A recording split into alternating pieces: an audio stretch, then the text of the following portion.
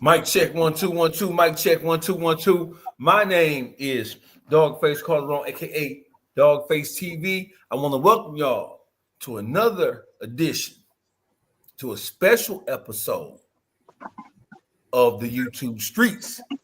And I want to tell y'all that if you ain't never ever tuned in to the YouTube streets before, I need y'all to like, share, and subscribe this episode, especially because we finna get busy.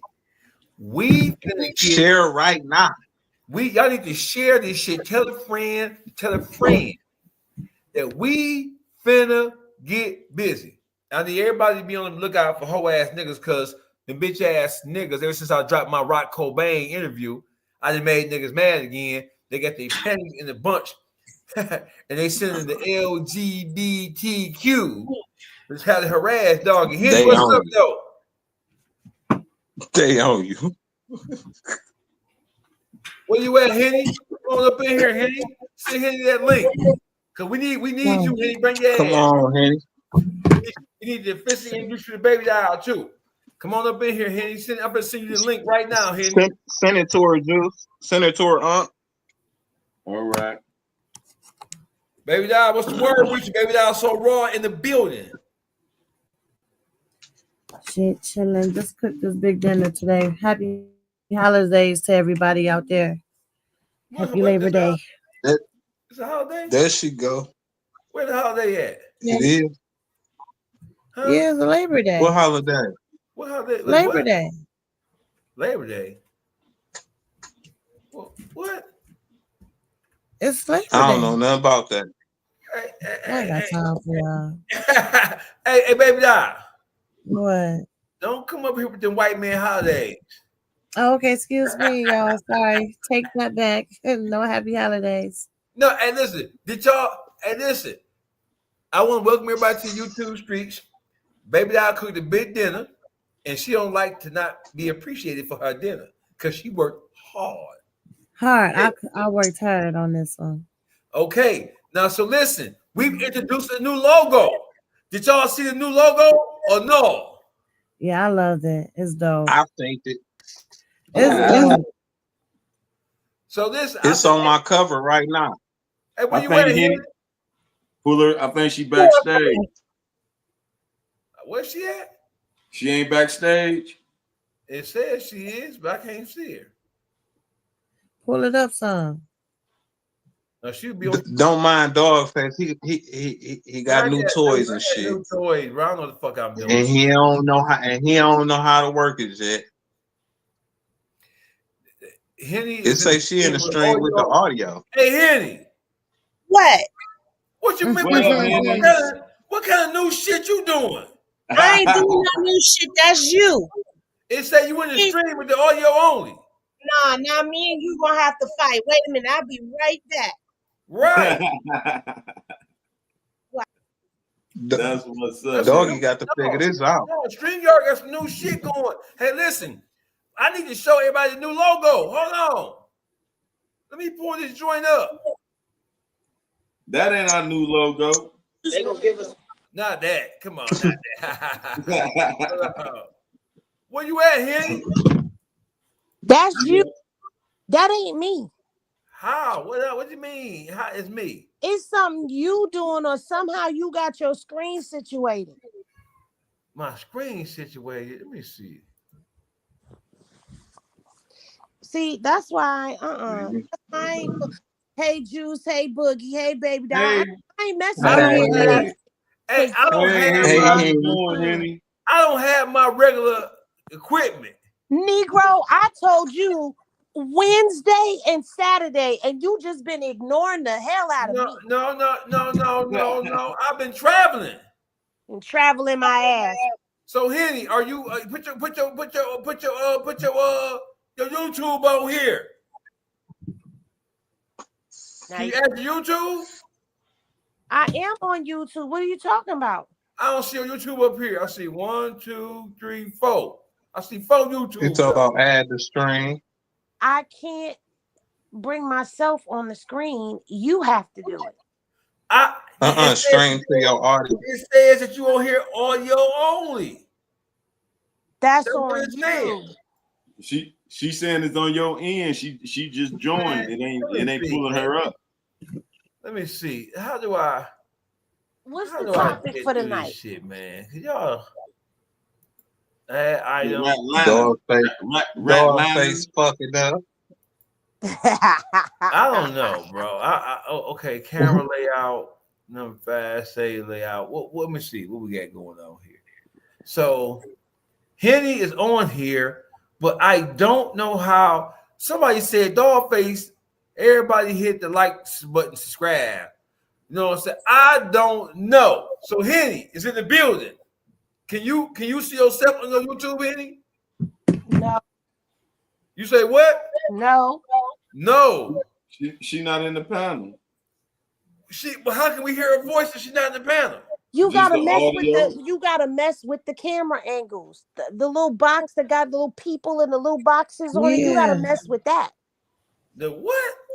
You don't know shit about that. You see the box is in the front. It got little people in it, like 1, 2, and 3. 3 different. You see what it's people. Yeah, I see this. But when I add Get this nigga here, a tutorial. when I add this, it probably everybody pop up right here. Whoever on stage probably pop up. Whoever on stage probably pop up right there. You see that? Whoever You joined did something. You had to configure something because guess what? Okay. I'm here. Okay, here we go. Here we go. I think I got it. Okay. Henny, guest. Do I download some shit? What the fuck is this? No, Henny is a guest. Auto. No, automatically. I don't motherfucking know. Everybody in here can see 5 people on stage. Boogie, Juice, Baby Doll with the eyebrows. Baby Doll with the eyebrow thing on. And Henny. I don't know why we can't see you.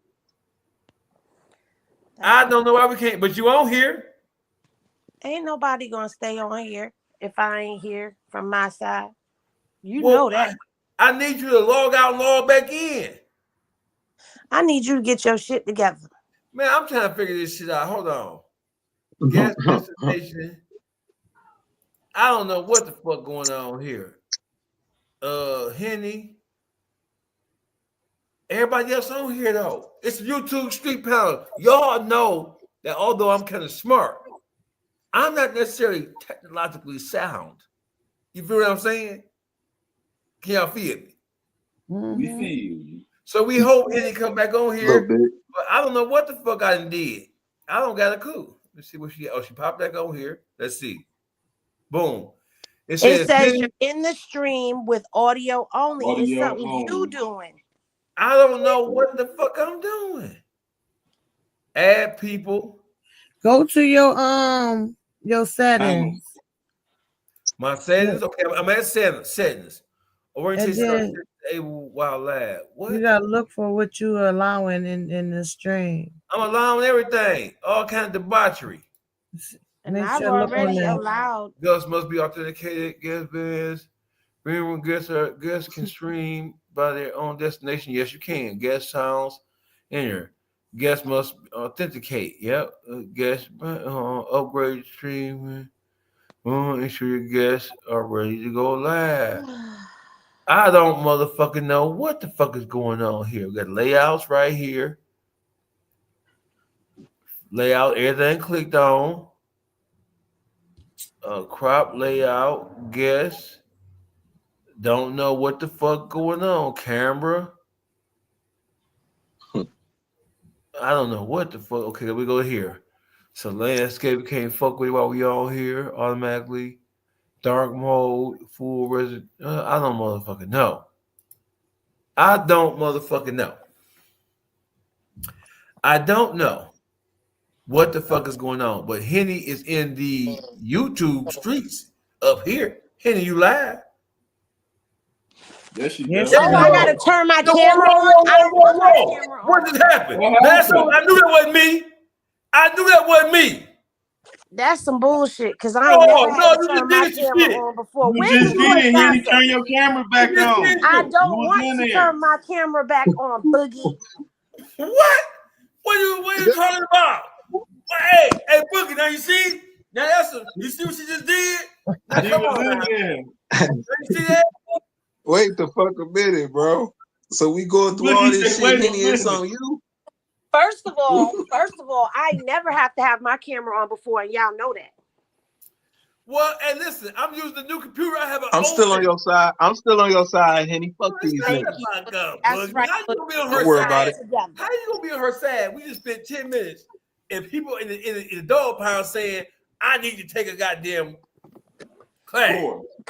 Cause when you be getting on Boogie, I be riding with Boogie. I be on Boogie's side. I'm glad y'all can't see my face right now. Right. Look at this nigga to my right. Hey, listen, You gotta watch the Boogie. we don't have time for this. Turn your camera on, girl. You can hear me, right? Hey, Dogface Boogie on his QCP shit. Oh no. Hey, Henny. What? Henny, baby down so raw. Henny. Nice to meet you, Henny. Hey, girl. Now you saw what she just did. Ain't no you saw what you know, because you always want to peek with me anyway. Now let my other page up here and drop this one down. All right, I let up. Now what? We still can't see you. Now what Good. we did? Come on, bro. You see this shit? This is what I'm talking about. Okay, so listen. Just run the show. Since the last time we assembled in the YouTube street, a lot has happened. Y'all getting the Somebody echo? got it on their phone. Who got that's Henny. Hey, Henny. Henny, you don't hear with that bullshit thing. Okay, I'm here. All right, I'm gonna stop. Camera on. Turn your camera on. That's why I can't stand New York niggas, bro. This is the reason why we don't fuck with New Yorkers, bro. Turn your camera on. Oh, I see how you giving it up tonight. All right. We wait for the camera to come on. Because I knew that wasn't me. And here y'all go thinking the dog face doesn't know what he's doing. You didn't know. You still don't know. You already admitted you did. Hey, they tell my That's Dogface right. need to take a course on how to work this computer. Yeah, but they said. I asked about that. And I ain't did shit. So listen. That's good. You already messed up. You admitted you couldn't. Well, I don't know. I'm working with a whole. I'm on an Omen gaming. I never use this bitch for nothing except I don't even game, so I never used it for shit, but except to send emails. So that's how we assembled. There's a lot happening. Nothing more significant, and nothing more important than Yougthug's jail. He was in jail during the YSL trial for the entire time for almost 2 years. His phone logs were released to they weren't released to the general public. They were leaked. Yeah, they were leaked. So we're trying to figure out. First of all, let's figure this out. How? See, what it is she's trying to put Henny is in the building. Say hi to the people, Henny. Hey y'all. Because hey, you know everybody except Dogface. You know the Henny gang. The Henny gang is particular about how we treat her and how we handle her. And she is kind of gaslight me. I ain't got and you know you gotta handle her with care, nigga. That's right. Tell I got you, Henny. I got you too. Hey, Boogie. Huh? You ain't seen Henny in 2 months, bro. She got 4 YouTube channels. She got 4 YouTube channels. We little people to her. How you wait a minute? How you keeping count on how many channels I got? You watching me? Hey, listen. Yes, I am. I follow them all. Yeah, watch that money get to popping up in that goddamn chat. Well, then okay, so then you know that I also am on Twitch, Rumble, and Kick. You feel me? You want a cookie? You want a cookie? No, I want a bag. I want a bag. Do you want a cookie though? Get to the show. first. Get to the show. Okay, let's get to the show. Let's get to the show. Now, let's talk about this because in my mind, this whole YSL, we thought that we had put this YSL shit to bed. And that's what I thought. I thought that what we had was just the aftermath of Thug not getting along with Gunner and all of that jazz, right? All of Thug's jail calls, not all of them, but the ones where he specifically was talking about other A-list celebrities, stars, and people of import have been released and are continuously being released to the public now. Who has access to his jail calls and who has the power? Who has the power to get his jail calls, the recorded jail calls, and give them to somebody to release in the public? Who got that kind of power? The prosecutor. The prosecutor of their case, what's her name? Fanny. Fanny getting her get back. Thank you, Vanessa. I don't think it's Fanny. I don't think it's Fanny. I was told I think it's up there, but I don't think it's buy Fanny. it. They can buy it in Georgia. I don't know about that, Henny, because when it comes to jail calls, the people who have access to the jail calls are the prosecutors and the lawyers. And I don't even know if the lawyers have access to them, except that they come up as evidence of something that they're saying that the person who admitted or some crime that was carried out using the phone. I don't know that even the lawyers have access to their jail clients' phone logs, recorded phone logs. Well, that's what someone told me. No, I think that's they all. Said it, I repeated it. That's all prosecution and the sheriff and the head sheriff of that county jail. Them who got the authorizations of that. And I think it was the prosecutor, because didn't he just have an incident with her? Exactly. That's what I'm saying. Yeah, he has the police. Them turnkeys can't just get them calls or none of that. You feel me? That is federal.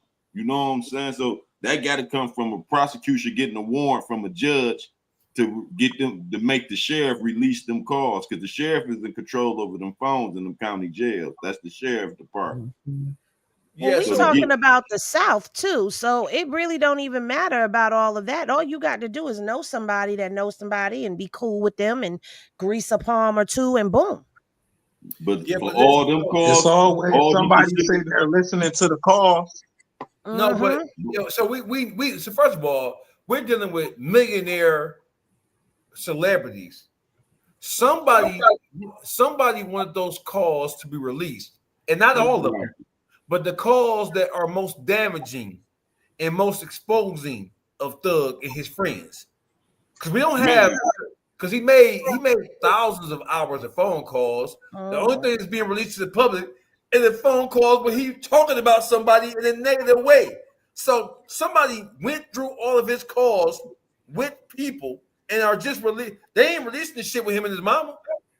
They ain't releasing the shit with him and his sister. They're releasing the shit with him, with 21 Savage, him with Mariah the Scientist, and they're releasing parts of the phone conversations where he's talking about people of high-ranking celebrity. So somebody is picking and choosing what portion of the phone calls they want to release that are going to be most damaging and most embarrassing to him and to the people he's talking about. That's somebody of power and consequence to do that. And that you very well know, dealing with the law, you know that's prosecution style there. You feel me? Ain't nobody else getting no authorization to go through the nitpick through them phone calls like that and pull out what they want, the most damaging stuff to certain individuals. That came from a prosecution and they team saying all his calls was to be forwarded to us so we could monitor his calls. You feel me? So listen, Beer Gang is saying AI. So let's get to this AI thing. So, Young Thug has not said that that's not him. He didn't say these things Thank in you. AI. He's not. Oh, He his never lawyer. said that. His lawyer never said that. He never said that. He's made several posts going back and forth with several people. He's never once said that wasn't me. That He was said he AI. made a mistake, didn't he? He said he made a mistake. Yeah, he said he made a mistake, said all kind of shit. But So never that once- mean that what? So that mean he admitted that was him. He ain't say that's no AI. He admitted that's him. But he also didn't expect it to see the light of day because he also told them not to tell the world what he was telling them. For them to That's keep what it he was and saying. gave them his phone number. Right there. See, that's what they missing that part. Who get a phone number to the officers of the law? That's a street nigga. You No feel damn me? body. all right. Telling So them listen, I want to. I No, want to. listen. Who tell for a fucking bologna sandwich? Man, he could have asked for something else. Hold on, not just that. He could have asked for something else. Now, come Look on. at the year. Look at the year he did that, and he gave him his number. So y'all think they never called upon him to get some information? They just took his number and then used it. So watch this, right? So for all those people, the YouTube streets is the shit. I'm telling y'all, we get everything for y'all. So for everybody who's saying that's not Thug, that's AI, we have the first ever hip hop AI reporter who works for the YouTube streets by the name of Crystal Thoughts, and she has something to say. Let her rip, Crystal. In breaking news, the shit has hit the fan in the world of hip hop, and once again, the city of Atlanta and its superstar artists are right in the center of all the doo-doo. Somehow, someway, Young Thug's jailhouse phone calls has been leaked to the public, and it's been nothing less than shocking to say the least. We're even fucked up about it in the world of AI has. Some people are suggesting that these recordings were created by AI. Let me be the first. AI-generated hip-hop reported to break the bad news to the YouTube streets. That's Young Thug on the recordings. Don't try to put his rat snitch, Lil Woody, 6 to 9 behavior on AI. Fuck that. We didn't have shit to do with that. And Wack 100. Stop acting like a hoe. Pull your skirt down and man up. How in the fuck are you gone? Try to defend Young Thug at first, and then get mad at Pee Wee Roscoe, and then switch up. That means that your initial attempts to defend Young Thug was all cap. And that, my friend, lets the whole world know that you can't be trusted on no level. So go have a seat in the back with the rest of the dummies. You bitch-made broke-ass nigga. Now listen, that was Crystal Thoughts of the YouTube streets. What y'all think about that? She dead on the money. We got everything for y'all She over on here. point. We got She everything on for point. y'all. She sure sounds similar to somebody we know. Mhm. Mhm. What you trying to say? You trained her well, is what I'm trying to say. That's exclusive B. That ain't none of me. That ain't none of me doing that shit. Hey, listen. So we know. I believe that the prosecution and law enforcement of the city of Atlanta, or just the hip hop police in general, I think that they are trying to do everything in their power to discredit Young Thug and everybody else in the hip hop community they can, by exposing to the whole world that these people are not as flawless or as cool or as cavalier as y'all think they are. I think that somebody from on high is trying to do everything in their power to discredit these guys and to expose to the world these guys ain't who they say they is. That's the only thing that makes sense to me. What say you, baby doll? You said what? Who? I didn't hear you, Dogface. Did you hear me? Yes, I said that I believe that law enforcement, specifically the city of Atlanta, is doing everything in their power to release every negative thing they possibly can about these entertainers who people have placed on pedestals, because that's the only thing that makes sense. Who has access to a prisoner's jail call? That's not no average, regular rank and file employee. That's not no turnkey walking up and down the rock, making sure niggas ain't in there getting their ass kicked down the motherfucking flight of stairs. That's somebody on high. It takes a motherfucking warrant to secure those recordings. I feel the same way with the what you were saying, like they trying to discredit his name because he did get off with that whole shit. He did get out off of it, and they really wanted to smash his ass for real, but they couldn't get him that way. So somebody higher up really did release those. Somebody that don't give a fuck about him, that's mad that he didn't get locked up for that shit. You know what I'm saying? He just got he got off, but he was in jail for the longest, wasn't he? He was in jail for about 2 years. I think what's transpiring is this. Gunner wanted to get off that motherfucking label. Whatever Jews Gunner done got with that got that bag, they want to make sure he get off that label. They want Thug to release him. So the only way Thug was go, because that's Thug bread and honey. He wasn't go just release Gunner. So what they got to do, they got to slime the slime. You feel me? So what they doing is they doing damage control right now. Since he was trying to say he was going use everything against Gunner and control Gunner and try to destroy Gunner, they putting money behind Gunner, but they need Gunner to get out that contract. So they got to destroy Thug all the way. They squashing him like the 48 Laws of Power said, the Art of War said. You feel me? Completely destroy your opponent. So what better way to destroy him? He had too much control over all them Atlanta boys, even Lil Durk, all them boys that's down there in Atlanta. Thug had say so over them. You feel me? So what they had to do is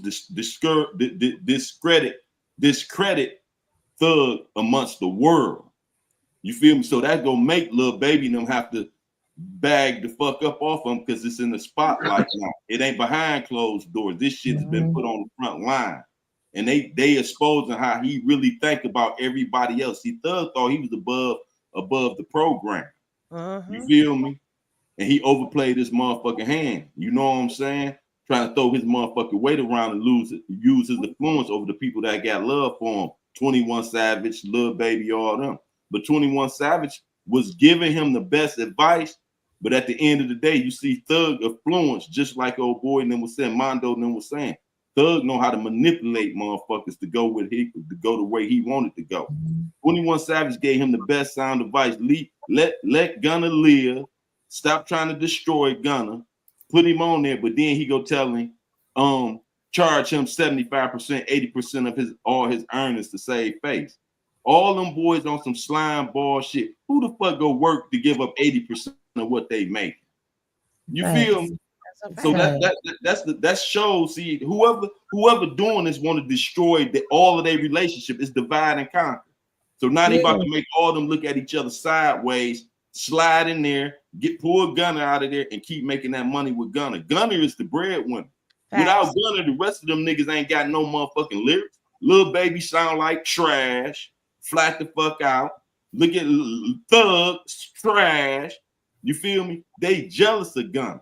Gunner never professed to be no motherfucking real gang banging, no real street nigga. He don't rap about that shit like that. You feel me? He rap hood stories and rap to the female.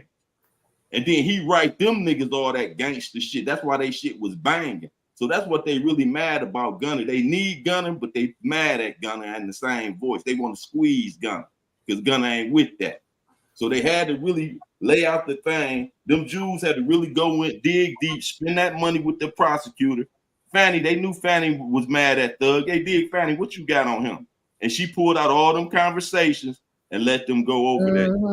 And they started giving them the Seti Nash and all them other boys to start dropping that shit. There's no way you can convince me that the release of those phone calls. And this is a person who's a stumped down millionaire. You know, he was on the phone every day, all day for 2 years. Yeah. There's literally thousands of hours.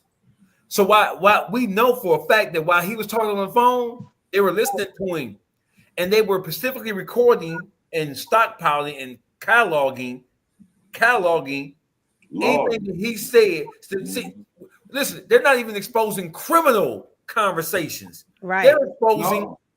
And that's how you know how we know that it is somebody who's trying to use this information to destroy him in the public's eye is because they're not re-indicting him for talking about some type of crime on these recordings.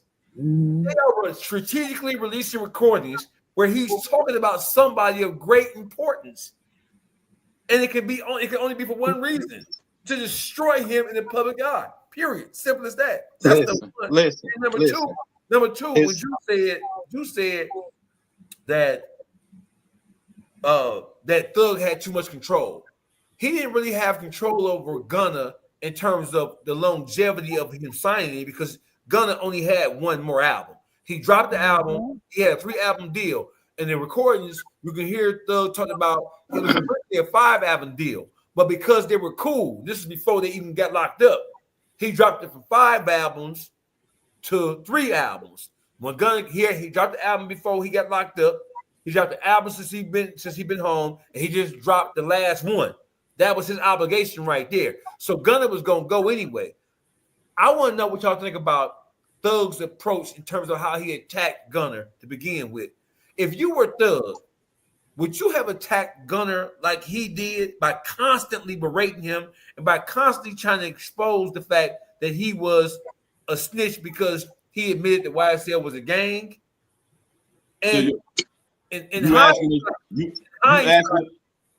asking us if we was Thug? Yes. No, hell no, because the thing is, only Thug know what he really be doing behind closed doors. So why the fuck would you be out there trying to expose another motherfucker out as a rat and you've been working with them motherfucking people? Eventually, you should know somebody go pull you out that motherfucking closet. So you should want to stay far as way as possible for any rat subjects when you a motherfucking rat your motherfucking self, master splinter ass nigga with a dress on. They letting the nigga run around with a dress and the AK dictate how they move around and make judgments for as gangster judgment. How this nigga a full-fledged gangster and he run around with dresses and skirts on for real? Why? I never thought a nigga that wear a dress wouldn't tell though.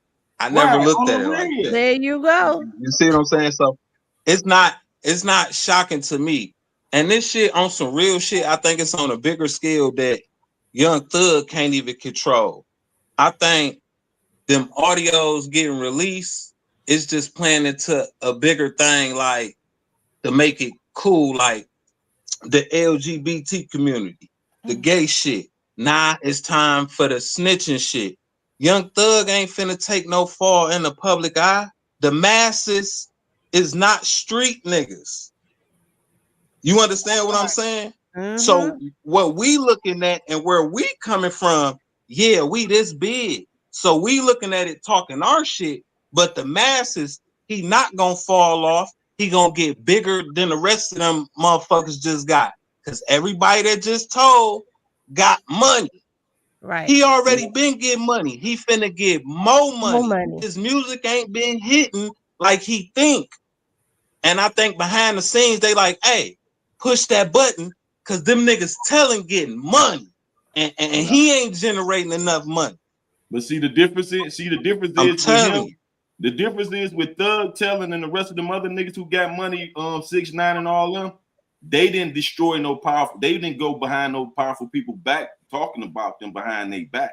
See, he went behind too many powerful people back. They gonna shut doors for him. They not gonna open them doors. He not that powerful, and his music not that good. You feel me? So what he did was talking that shit about P, talking that shit about Rallo and them, talking, you know what I'm saying? He went to talking about all these people behind their back that got influence over the industry. See, it ain't about the public. The public ain't got nothing. He only talked about one strong guy, and that's P. He only brought up one person that got influence over with the industry, and that's P. The rest of them niggas he named do not got no influence like that. But they just rappers. But the thing is, that's all it took for him to talk about P. P got the most influence, and then he got Scooter behind him. Thug is done with the South. If he can't get on in the South, where he go get on that? So but he also mentioned Stunner too. Right, he mentioned Stunner. I was about to get to that. Yeah, he mentioned Stunner. You feel me? So them boys gonna shut all them executive doors. They about to shut all them doors. They not about to let him eat. because they need him to release that strength, that power. That's why they revealed he talking about all them different individuals, because they need them South guys for themselves. They don't want Thug to have no say so no more. That's what this is about, to release his power in the South. He don't have influence over Detroit, Chicago, or none of that. He got his power right there in the South. So that's what they was doing. They releasing the dogs on him to pull out everything he done said about motherfuckers. The thing is, they ain't released, like Dogface said, they ain't released his criminal activity over that phone. They releasing all the shady shit he's saying behind closed doors about individuals. You feel me? So, and who he's saying it to as well. Exactly. That's major. It's major. It's major because listen, it's like a three-pronged attack. We're going to expose him as a chatty patty ass nigga, as a nigga who's a gossiper, who can't be trusted, who's always got his mind wrapped around somebody else's business, right? So that makes him untrustworthy in the eyes of hip hop. And we know in the world of entertainment, if you can't be trusted, and if you talking on a motherfucker business like that, that's the first thing that you shunned. That's number one. Number two, Number two, you. It seems as if everything that you're saying is based on some type of over hyper emotional shit that really has nothing to do with you, right? And then it's all. And number three is you're exposing how disingenuous this nigga is, because this nigga said one thing publicly about QCP that was negative. You got pictures of him with QCP just prior to him getting indicted. The shit that QCP told on is 10 years old. So all along, when you look at what QCP said, I can't believe that motherfuckers who I looked out for, motherfuckers whose lives I've changed, are talking about me and let niggas talk about me. So right there, don't forget QCP is a whole ass nigga. But he's a whole ass nigga with power and influence. And don't forget his best buddy is the TDE nigga out of LA and Chris Brown manager, Ant Wilson. And so the general public, like somebody mentioned earlier, man, motherfuckers don't give a fuck no nigga. The general consumers of hip hop, the only people who give a fuck about somebody telling is black people. The rest of the world don't give a fuck about that shit at all. We put the emphasis on if you snitch, if you rat, you're no good. But the rest of the world don't look at that shit and they don't subscribe to how we think about shit. They don't give a fuck about what our. Go ahead. Finish your thought. They don't give a. The general consumers of hip hop, the majority of them are Caucasian or other, right? The Caucasians don't look at a lot of shit like we look at it. Caucasians don't look at snitching, by and large, like we look at it. Like if you do it, we throw you away. You're no good. They don't look at it like that. They don't give a fuck. Caucasians also don't look at child molestation and rape like we look at it. Black child molestation and rape like, oh shit, you know what I'm saying? On the surface, underneath is all kind of freak ass shit going on, but on the surface, we shun niggas like that. White people, they don't give a fuck if Uncle Tommy touched Lil Bobby. That's a fact. What I was gonna say was, Thug was out here playing checkers and not knowing that somebody was going to play chess against him, because he was banking on taking Gunner down at a street level. Even though what you just said is correct, he was still banking on, I'm going to put a snitch jacket. The snitch jacket is on him and we're going to ride this out, and he won't be able. I noticed his last album. He won't be able to go nowhere. Ain't nobody going to deal with him. Ain't nobody going to listen to his music. Well, Gunner's album did better than what anybody thought it would with him coming out. And as far as what's happening with Thug, it's just the Uno reverse, except now the Uno reverse then came back on you and it's shutting the doors on you. So you thought you was going to take Gunner from the streets and they taking the industry from you. He's not going to be able to go anywhere, not just the South. Because I do agree with you, Juice. The South is where he has his stronghold in. These are his ties. That's where he come from. But he's not even going to be able to go anywhere else and go work with nobody. Nobody's going to want to work with you when you sitting up there talking shit about them on a jail call. And not only that, the only person he would probably be able to run to is a Wack 100. And you already know what he out here doing. He going to put him on the blade, basically. because that's what he said he do. He said people get into a jam, they come to him, and they get in. He keeps them in that pocket. Whatever it is that they need, he makes sure he's able to provide, and he keeps them in his pocket so that he can always be able to pull that card out when he needs it. So, yeah, he done backed himself into a major corner. And the only reason why I said that is because look who was the biggest mouth out here involved speaking on this. Him, Wack. Mm-hmm. You even had 6ix9ine. You had 6ix9ine, the Rat Pack leader, chime in on it, calling Thug out on this. He told before 6ix9ine. Listen, he told before 6ix9ine. Right, and it ain't even the day he told. It was before 6ix9ine told.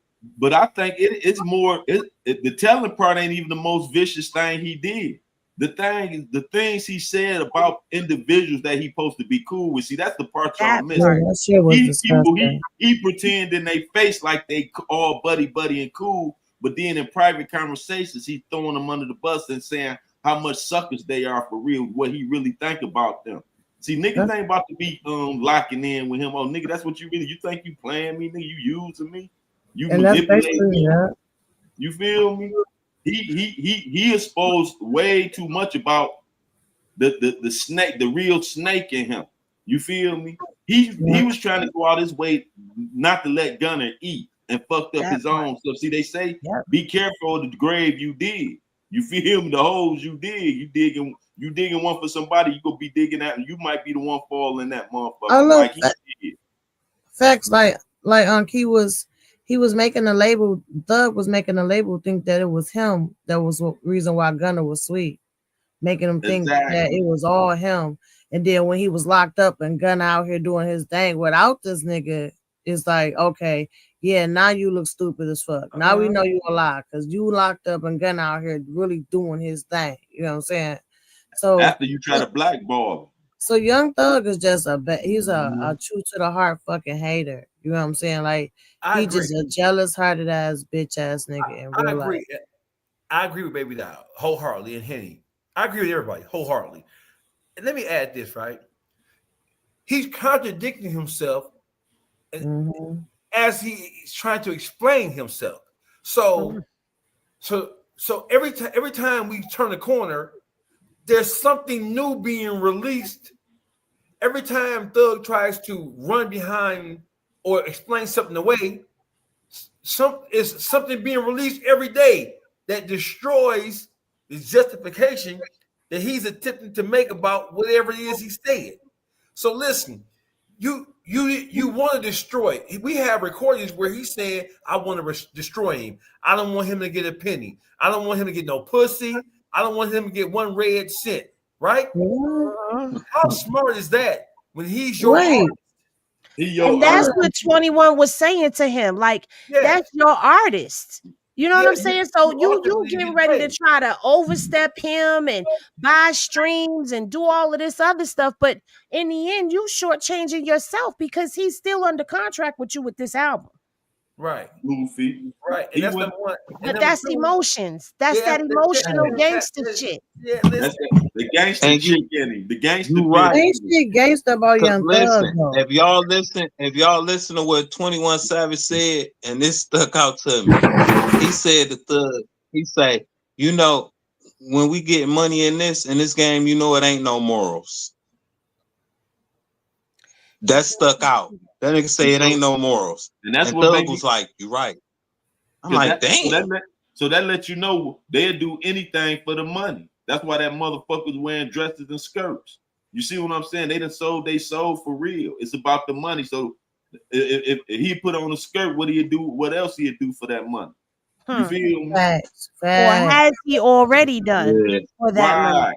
You know what I found real, like, to me, while I was watching, you know, Rilo and all of them on that live, I'm sitting there and I'm listening, and it's crazy because we all was like, it's over. 6ix9ine is a snitch. But when a rat get up here and start talking some real nigga shit and make sense about the selective politicking that's going on out here, that's when you know the streets already been in trouble. They're gone now. The streets we all knew, they don't exist anymore because the way that people are sitting back, oh, we got to think and analyzing and we ain't never did all of that before. You got in that interrogation room, you ran your mouth, especially running your mouth on stuff that don't have nothing to do with you. And the biggest part of it all is giving away your phone number. Nigga, use a rat, use a snitch. There's no coming back from that. But now people are contemplating, well, he didn't say this and he didn't say. No. We heard what we heard. There's no way around. And it was don't tell the world. Right. Don't tell the world is the biggest part of it all. Aside from you got the giving them your phone number, the don't tell the world, and then everything that you were saying that comes after that. So there is no need to sit back and think and analyze. And I don't give a damn how much you like a person. And I could tell you like this, when 6ix9ine came out with Gummo and Kiki and all of that, that sound, it was bumping everywhere. It was on the radio stations in New York. It was bumping out of cars. They was playing it at the concerts during the intermissions and everything. Soon as this came out, everything stopped. Nobody was listening to him. Nobody was bumping him. Nobody was thinking. He said what he said. Now, he did admit that he did do what he do at the same time. He didn't duck the corner and say he ain't do it. But once that came out, it was over for him. Why are there debates going on about whether or not Thugger snitched? He did. I'm gonna tell you why. Simple as that. The reason why is because of the amount of genuine influence that Thug had outside of the actual music business.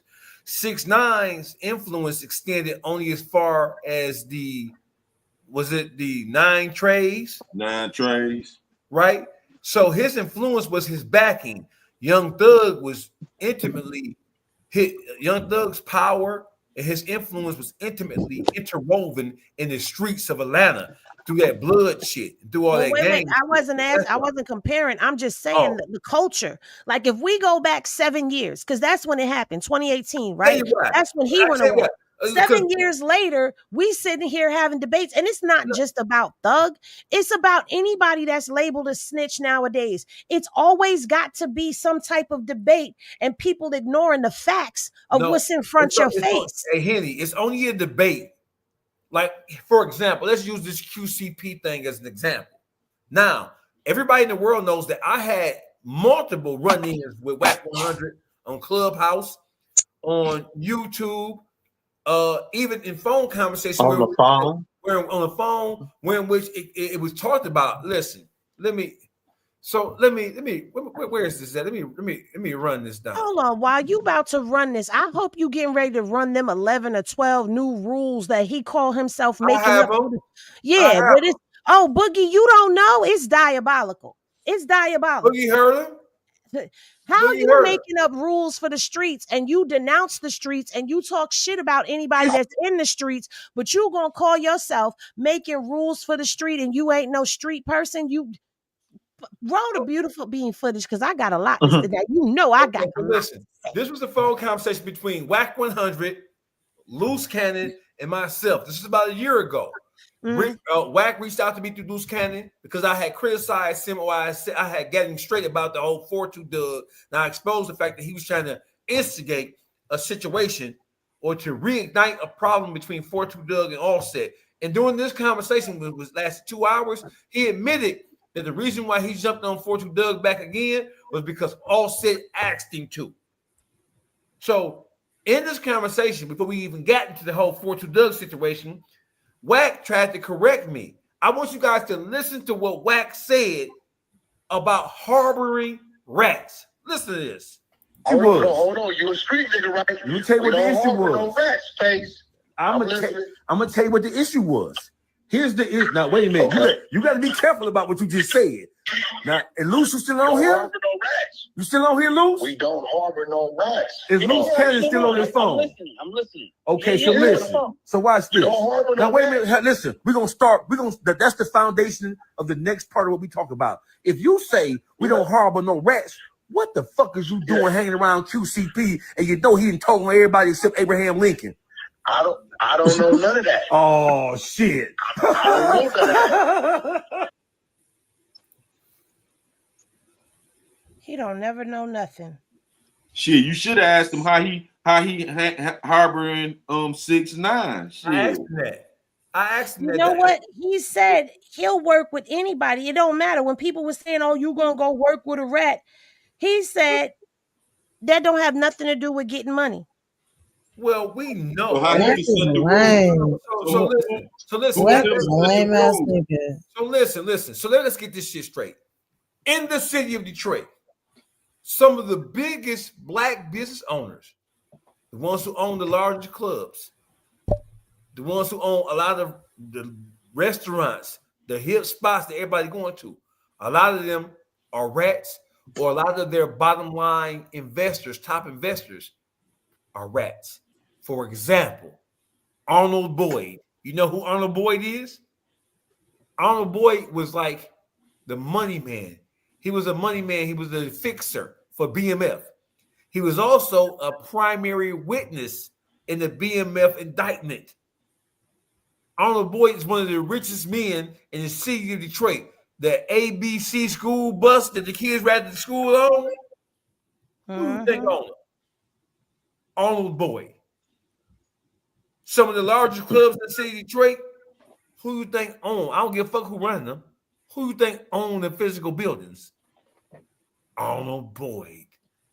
Go Google the name Arnold Boyd and type in BMF. And it will tell you he was a star witness in the prosecution of BMF. He was one of the main witnesses to help bring the BMF empire down to his knees. So I'm only saying this in reference to what people are saying about people working with rats. Man, motherfuckers don't give a fuck about no nigga rat. If a nigga can give you what you want, niggas ignore that shit. They don't give a fuck about that. They can care less about motherfuckers who are in business. Listen, I know somebody, and I won't say his name, but he's a club owner. He called me because he knows that I give sound, reasonable advice. And he ran something past me. I think this motherfucker say. I didn't say their name, but since you did, fucking put it up there. Right? Right. He called me and he said, hey, dog face, I want you to tell me what you would do in a situation like this. Let's just say if you needed some investment capital to start a restaurant chain or a club chain, and there was a guy who was a multi-millionaire, and he believed in your vision, and he believed it could work, and he had the money to put behind you. Would you take that investment? And I said, hell yeah, I would take it. If the guys helped me realize my dream, you have the terms of the right, yeah, I would take it. He said, what if this guy was a rat? I said, what you mean a rat? He said, a snitch. I said, do everybody know it? He said, yeah, the whole world know it.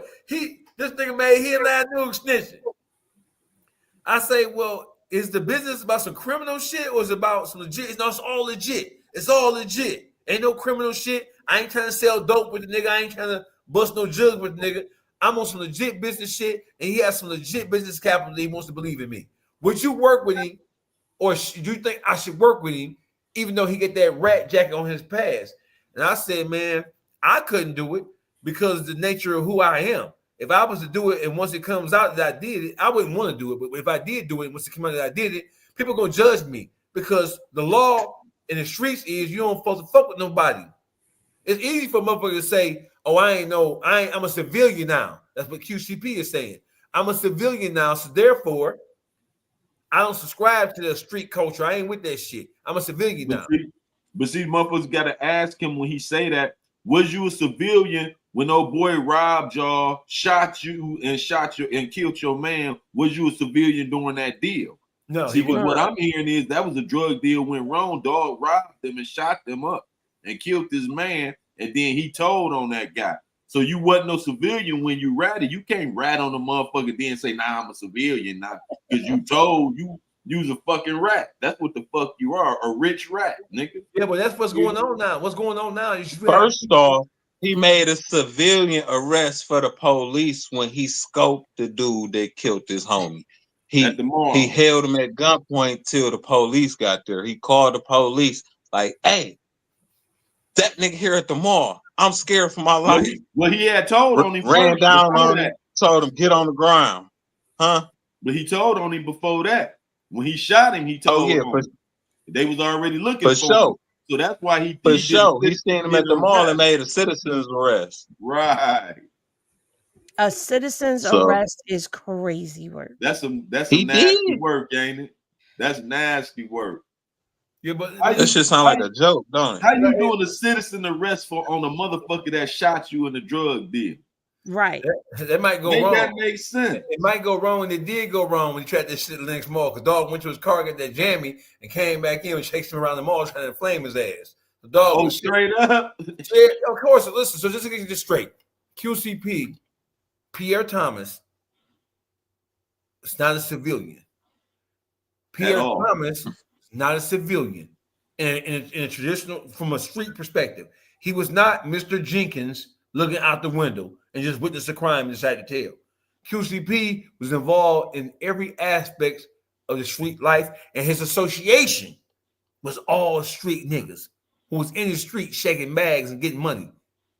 That was his association. He was not no green leaf Ivy League nigga who went to the military and came home and decided to get to the music business. He was a stump down street nigga. What happened is that things didn't go in his favor, and the motherfucker who he wasn't $300 million P when this happened.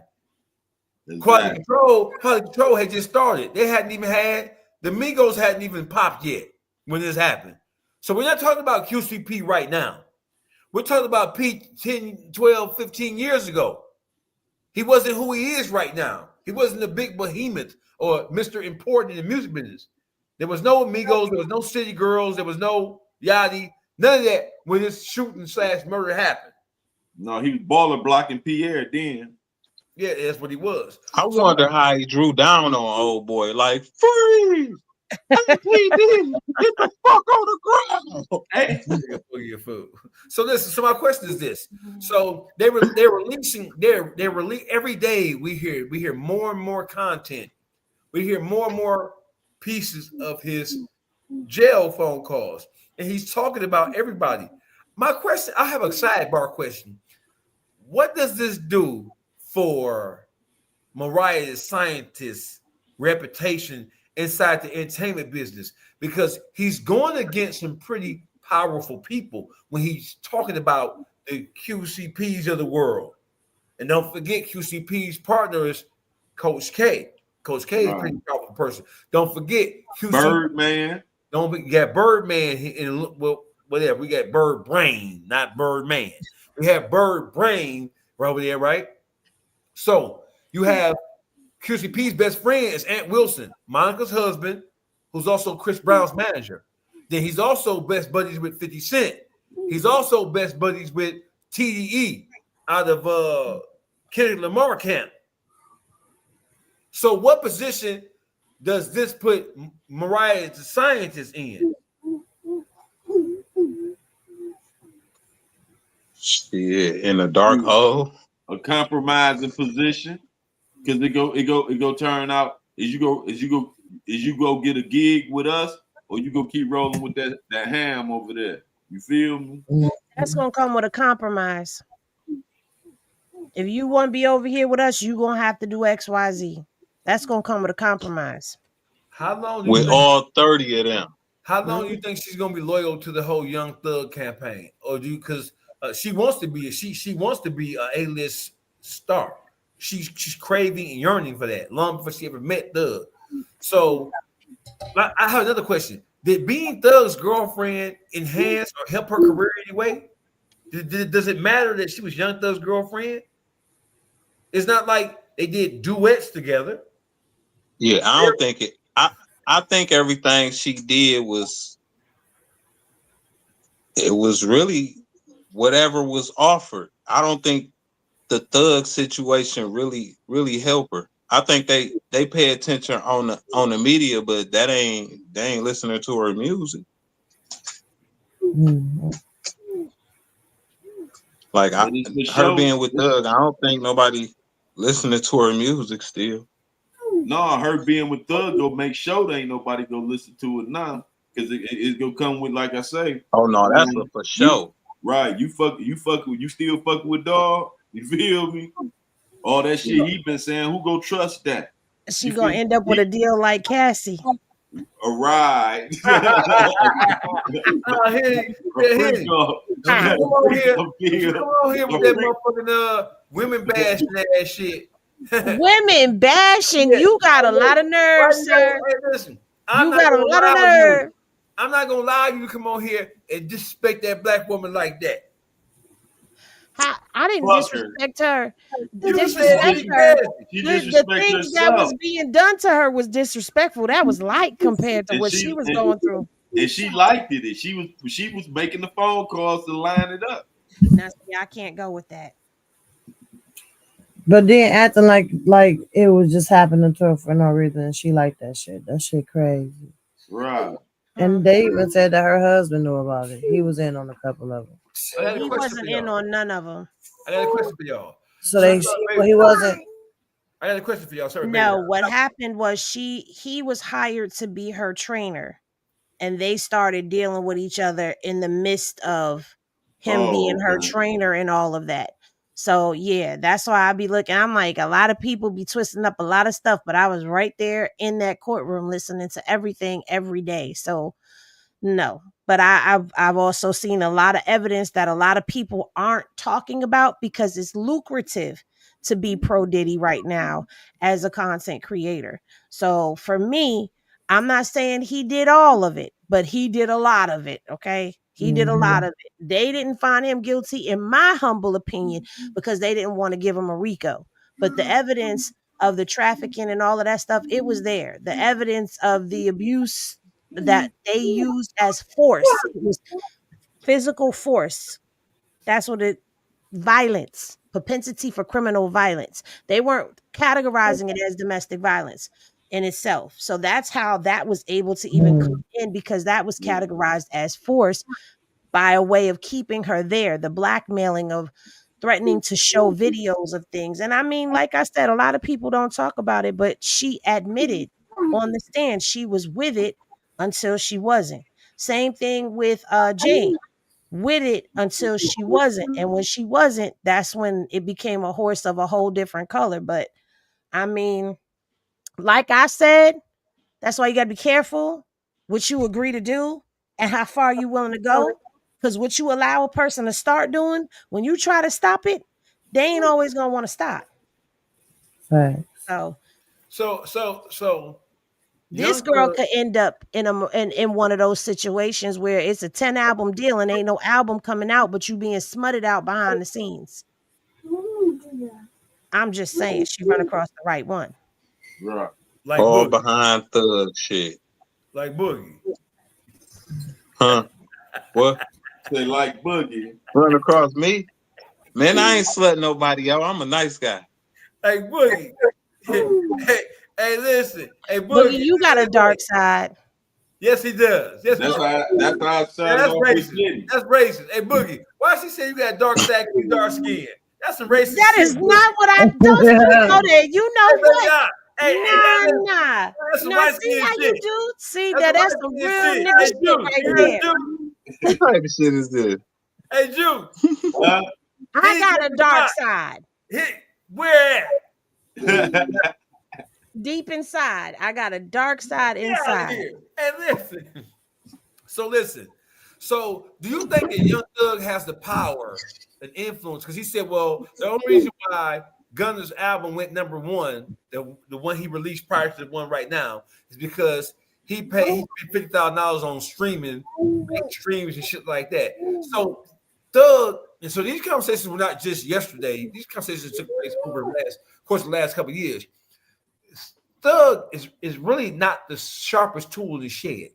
How he got to the top of the totem pole in Atlanta's gang music culture, I'll never know. But we all know that people who want to be stars, who want to be involved with stars, who want to be next to stars, we know that those people, they will compromise their integrity. They will compromise their souls just to be in a relationship or just to be in close proximity with somebody who they believe can help them get to where they want to be. So do you think that Thug has enough power right now, or prior to all this coming out? You think that Thug had enough power to stop Gunna from being Gunna, being successful in the music business? I think before this phone conversation, it was a possibility, and the reason I say that is because he had all the top artists under his control, as far as Lil Baby, 21 Savage, Lil Durk. You know what I'm saying? So with having access to all them, Stunner, he had a lot of influence where he could have manipulated his friendship to get people to ride against Gunner. I don't know if he could have stopped him, but he could have put a bunch of bumps in his road for him. You feel me? That's true, but I have to say I agree, and then I also disagree because the way music works now, all Gunna got to do is shoot a couple videos, put it up on YouTube, throw his stuff up on Apple Music himself, and you've cut out the middleman. And he has a fan base, so his fan base will sustain him through that. So I don't think he would have been able to stop him. I agree, it would have probably made it. It could have been a little bit more difficult, but I don't think that he would have been able to stop him because if he could, his album wouldn't have did what it did when he came out, when he dropped that album after he snitched. You know what I'm saying? Let me say this, Henny, and I want to bring this to everybody's attention on the panel. So audio came out yesterday with Thug saying that, hey, buddy, your album wasn't really land like that. You weren't really that hot. I spent $50,000 on YouTube streams and bots for you. Why would you do that when at the same time you are we now know that you're telling everybody from Lil Durk to 21 Savage to Lil Baby to anybody else who you have influence over not to fuck with him? Why would you spend money to pump up the album to make it like to make it go number one? But at the same time, nigga, you telling the people who can also help enhance that to not fuck with him. And one more thing, you saying that you spent $50,000 to help pump up his numbers. What the fuck that had to do with him selling out State Farm Arena? What the fuck that had to do with him selling out the Barclays Center in fucking New York City? Right. Madison Square Garden in New York City. He sold out in Detroit. But I think he, like you said, Dogface, I think he just capping saying that shit for the simple fact $50,000 ain't enough money to spread around to stop a nigga flow on a Gunna scale. He would have had to spend way more money to get ahead of the weekend, to blow past the weekend and use 50,000. You're not using 50,000 to blow past the weekend. You feel me? You would have to grease more palms than that. You feel me? So I think he got a machine behind him. That's what I'm saying. So he had to be on. I agree. I think Thug do a lot of capping too. Facts. Yeah, I do too. But he said that. He said that because he said there were times when he didn't even have the money and Gunna didn't know it, and he was still putting money out. So there was cap. That's cap right there. Instead of saying, I don't believe that. Now, if he did do that, then I'm gonna play devil's advocate. If he did do it and he was trying to shut him out from anyone else working with him, then it was just a selfish move for him to be able to utilize him as a tool to line his own pockets. But the way he was talking on that phone with 21, I don't see that even being the case, because he wasn't trying to hear nothing that 21 was saying to him when it came down to still moving business with this, because whatever you do against him is gonna hurt you. He wasn't trying to hear that. So I don't think he put that money out behind him. And I also agree with you. That's not enough money to move the needle on anything when you look at who he was going up against in them charts. No. And the proof is in the pudding with him selling out arenas. You don't sell out arenas when all of your stuff is bought by bots. Right. You sell out arenas when you have a fan base. Exactly. Right. So he trying to make himself look bigger than he is to 21 Savage. You know what I'm saying? Like he had more power than he got. But he do got Lear Coin and Kevin Lyles behind him, which I don't know how big of an effect they're playing it, because the simple fact is this: they making money off all them other boys too. So is Thugger worth? Is Thugger making them enough money to want them to shut down somebody like one of them? I don't think so. I don't think Thug was bringing in that liability. He's a liability right now. He's a liability. So I don't think so. Maybe a little on down the road, but he's hot right now. Ain't nobody trying to tangle up in that. All right, so listen, I want to play something, right? And this is a part of the recording where Young Thug was explaining to Mariah the scientist. Chris is courtesy of Satan Ash, by the way, too, who I'm not a fan of, but he's done a good job of kind of like breaking this shit down. So Young Thug is talking to Mariah the scientist, who's his girlfriend. And he's explaining that Lil Baby was offered $150 million to get out of the deal, but Baby chose not to take it, and he deferred that whole conversation with Scooter Braun with Hype USA, which is a Korean-based music company. He deferred it to QCP and Coach K, and that's where the whole sale of QC eventually came from. I want y'all to listen to what he's saying to Mariah Scientist about. He's talking about Lil Baby to Mariah Scientist. Here it is. I talked to Wham on the phone. I said, "What you think he gonna give you out that money?" I said, "You think he gonna give you 75 million or 100 million?" He like, "Shit." I'm like, "Be always real. Do you think he gonna give you 75 to 100 million out that deal? Be always real." He like, "Hell no, I don't think that nigga gonna do it right like that." But Scooter Braun offered Wham 150 million. Scooter Braun told Wham, "I want to buy your rights. So I'm gonna give you 150 million." Wham tell this nigga, "Nah, I'm cool. I gotta bring Pete to the meeting." Man, that nigga went straight around Wham and called Pete and bought the whole label from Pete. The whole conversation started from Scooter Braun trying to buy Lil Wham, trying to buy him out of the deal too. He wanted to buy Wham out of the deal. Like, "I want you to be with me." Wham like, "Shit, you gotta talk to Pete. You gotta talk to Pete about that." Man, nigga, Pete crossed that nigga head right out, worst way. I'm on the phone with Wham. He just like, man, the nigga Scooter Braun try to have the same deal with me, the same meaning with me. I tell that nigga, I ain't really doing that without Pete. You know, I'm just solid.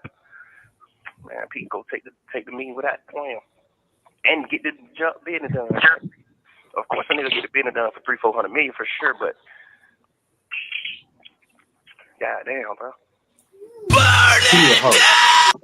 So Boogie is really upset about this part. Go ahead. Pia Ho.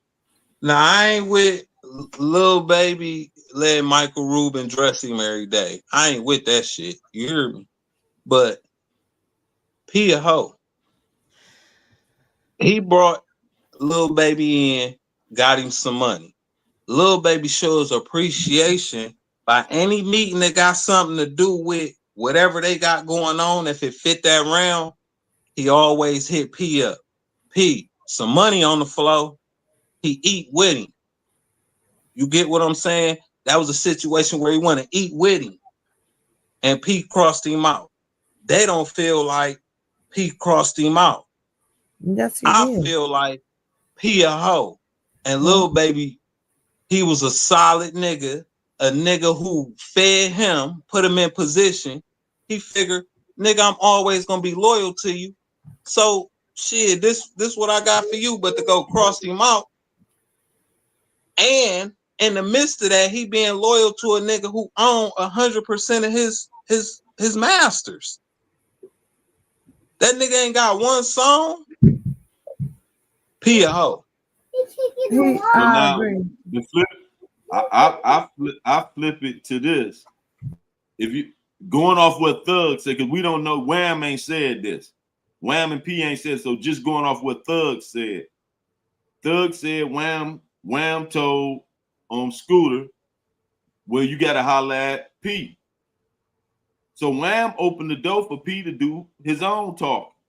See, the thing is, like you said, Boogie, Wham being loyal to P because P put him on.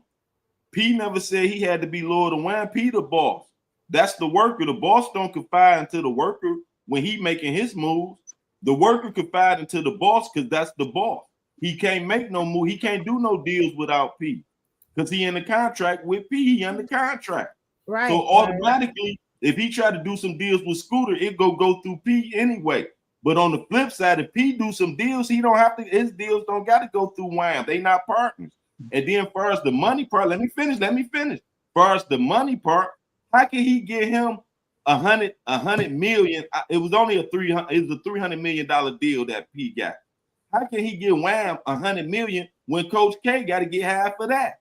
You see what I'm saying? So it's a lot of things we don't know. We don't know if P gave Wham, because Thug ain't said and Wham ain't said that he get some. Wham just said he don't think he gonna get him no $100 million.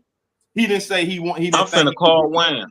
I'm finna call Wham. So the thing is, because he obligated to P, because P changed his life. You see what I'm saying? P took him but in. Is he though? Is he really obligated? Hey, listen, their relationship is beyond what we know. We know it ain't just that music shit. Them niggas is tied in, man. What kind of tied? They tied in. This ain't just no motherfucking. But the thing is, they not tied in as they 50-50 business partners. They not tied in like that. Wham signed to him, and he owned all the rights to Wham. So he not tied in with, it's my partner where everything I do, I got to check in with Wham. That's not how it go. Wham got to check in with him because Wham is the little homie. He the big homie. Without me, this shit ain't worth 300 mil. Without me, this shit ain't worth it. Nigga, you could at least fuck that. You could at least gave me three of my hot songs back. Nigga, you sold all my shit. See, here we go. Now we speculate. Now you don't even got it no more. We don't know what Baby got off the deal yet. So we speculate. We only going off what Thug say. Now, if we only going off what Thug say, he left out a whole lot of stuff that we adding to it now. We only can look at what they said. He did it. That nigga Wham said. He said Baby said. He said Baby said. He said Baby. He didn't say Baby said he didn't get nothing. He said Baby said. Baby said, Scooter, you gotta holler at P. So he opened the door. But that's like if I'm dealing with El Chapo. El Chapo say, Juice, I heard you running the streets in Detroit, this, that, and the third. And he said, I want to drop these 100 bricks on you. Well, dig, I got to go through. You got to holler at my man Dogface because I'm pushing Dogface bag right now. So when Dogface do the deal, I can't be mad at Dogface. Why? Because I could have did the deal with Chapo. I decided to add Dogface to the equation. Mm-hmm. You see what I'm saying? So he chose loyalty over money, and that'll fuck a nigga up every time. Every time. And it always be like some old Nino Brown ass shit. Exactly. Every time you be loyal to somebody because you think, oh, you know, I'm being loyal, and loyalty is more than a tattoo to me. But when money come on the table, that's when you get to see how it's really shaking, because Lil Baby came out on the losing end with that. But I know that loyalty. You know what I'm saying? Mm-hmm. And that's the shit right there. Money can't fucking buy. Y'all you just gotta pick the right people to be loyal to. Exactly. You calling it loyalty, but he can't do no deals without going through P and Coach K. So I don't even think it was loyalty. How he can't? He could have got him on a FaceTime call and talked about this deal. He could have definitely did something, because if they give him that much money, something like, nigga. I'm saying them niggas locked in, man. Were they buying him out his deal? The only way he could do a deal is it go through P. That's what I'm saying. He couldn't have Wham couldn't have a contract negotiation with Scooter without it going through P and Coach K, because he already in a contract with them. So him telling him that, it don't mean it was based on loyalty. He just know the business aspect. Whatever me and you talk about got to go through Dog now. But if he's buying him out the contract, even if he buying him out, he still got to talk to P, because P and them got the choice to say we want to sell or we don't want to sell it. Wham can't make that decision. Wham got to go through them. Well, before I sell this shit, nigga, I'm about to give you at least 5 songs of your masters, bro. My nigga, I've been rocking with you. It goes something. Hey, Boogie. Hey, Boogie. So listen, the company is only as valuable as the catalog. The money is associated with the catalog of music, and big or small. Well, cut it down, son. Give me 5 songs. Ain't no cut it down, because when you go into a deal like that, right? And don't forget, Hype is a publicly traded company, right? So they sold Quality Control for $300 million, $250 million cash, and $50 million in options when they turned QC into a publicly traded company. And they left operational control with Coach K and P. right? So the reason why the Offset situation was so important to this whole thing is Offset was smarter than Lil Yeah. Baby. The reason why you saw Offset and P going back and forth, and then P used Lil Baby to try to browbeat and to criticize Offset. Offset knew the company was going to be sold, and he didn't want to be sold with it. That's why he was trying so hard to get his masters back, to get his publishing back, because he didn't want to let P use his portion of the Migos, of his third of the Migos. He didn't want to let it be used as leverage to go into the overall sale of the company. That's why it was so much motherfucking trouble. So I don't feel sorry for Lil Baby, because Lil Baby, you was trying to berate and beat Offset about the head and calling him disloyal and everything else. So you can't do that, but then at the same time act like you a victim. Yeah. I don't see that. That ain't right. Because Wham was the main one talking shit about Offset and calling Offset disloyal and everything. So if it's a question about loyalty, man, you was really P's lapdog, bro. You use your power, your control, and your crew to put pressure on Offset and called him disloyal because he didn't want to be sold like he was sold.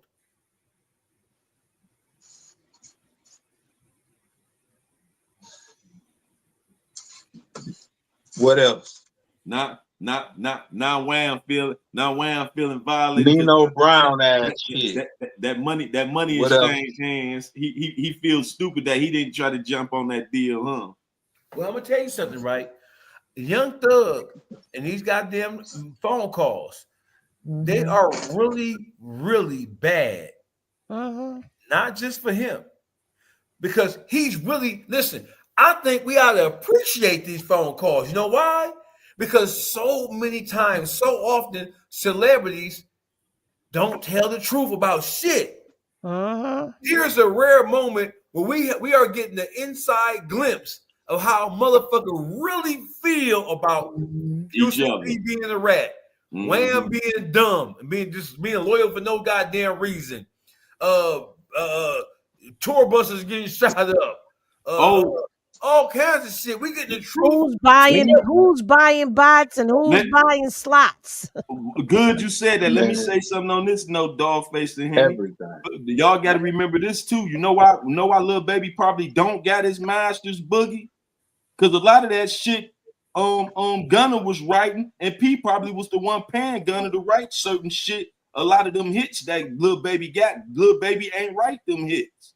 Yeah, he performed them, but he ain't the writer. And P was the motherfucker paying for a lot of that hot shit from Gunna to write for him. So y'all forgot that. So we got to get to that now on the real. Now, if we want to get down to the music business, Wham ain't the artist that y'all man, everything ain't wrote though. Everything, my nigga, everything ain't right. I didn't say everything. I said a lot of them beginning hits that he got was written by Gunna, and you can see now that since he fell out with Gunna, he ain't been able to get a hit. Name a hit he got since he fell out with Gunna. I'm waiting. Name one hit. I don't know. I don't listen to that nigga. I don't know. I don't listen to that nigga. Because none of that shit got no rotation on the radio since Gunna left it. Because if it did, you would know about it, because it'd be on the radio. You feel me? He ain't have. I don't listen to the radio.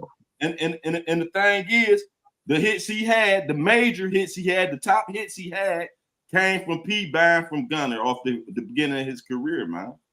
So you can't just go off of how it look on the outside that dog slimed him. He should have gave him this. He should have gave him that. He built him that. I remember before he was rapping, he was just a roadie for Migo now. That's why Migo now was giving Lil Baby such a hard time. They remember he was carrying their microphones for them. You feel me? They know he wasn't writing his own shit. You feel me? He admitted himself that Gunna used to pay Gunna to write shit down and him practice it to learn how to rap. So why would P give him half of his money when he built that man from scratch? He made that man an artist. Well, now you done Right. made some valid Yeah. points and arguments. It sure makes sense. See, I know all of that part. So, but he don't own shit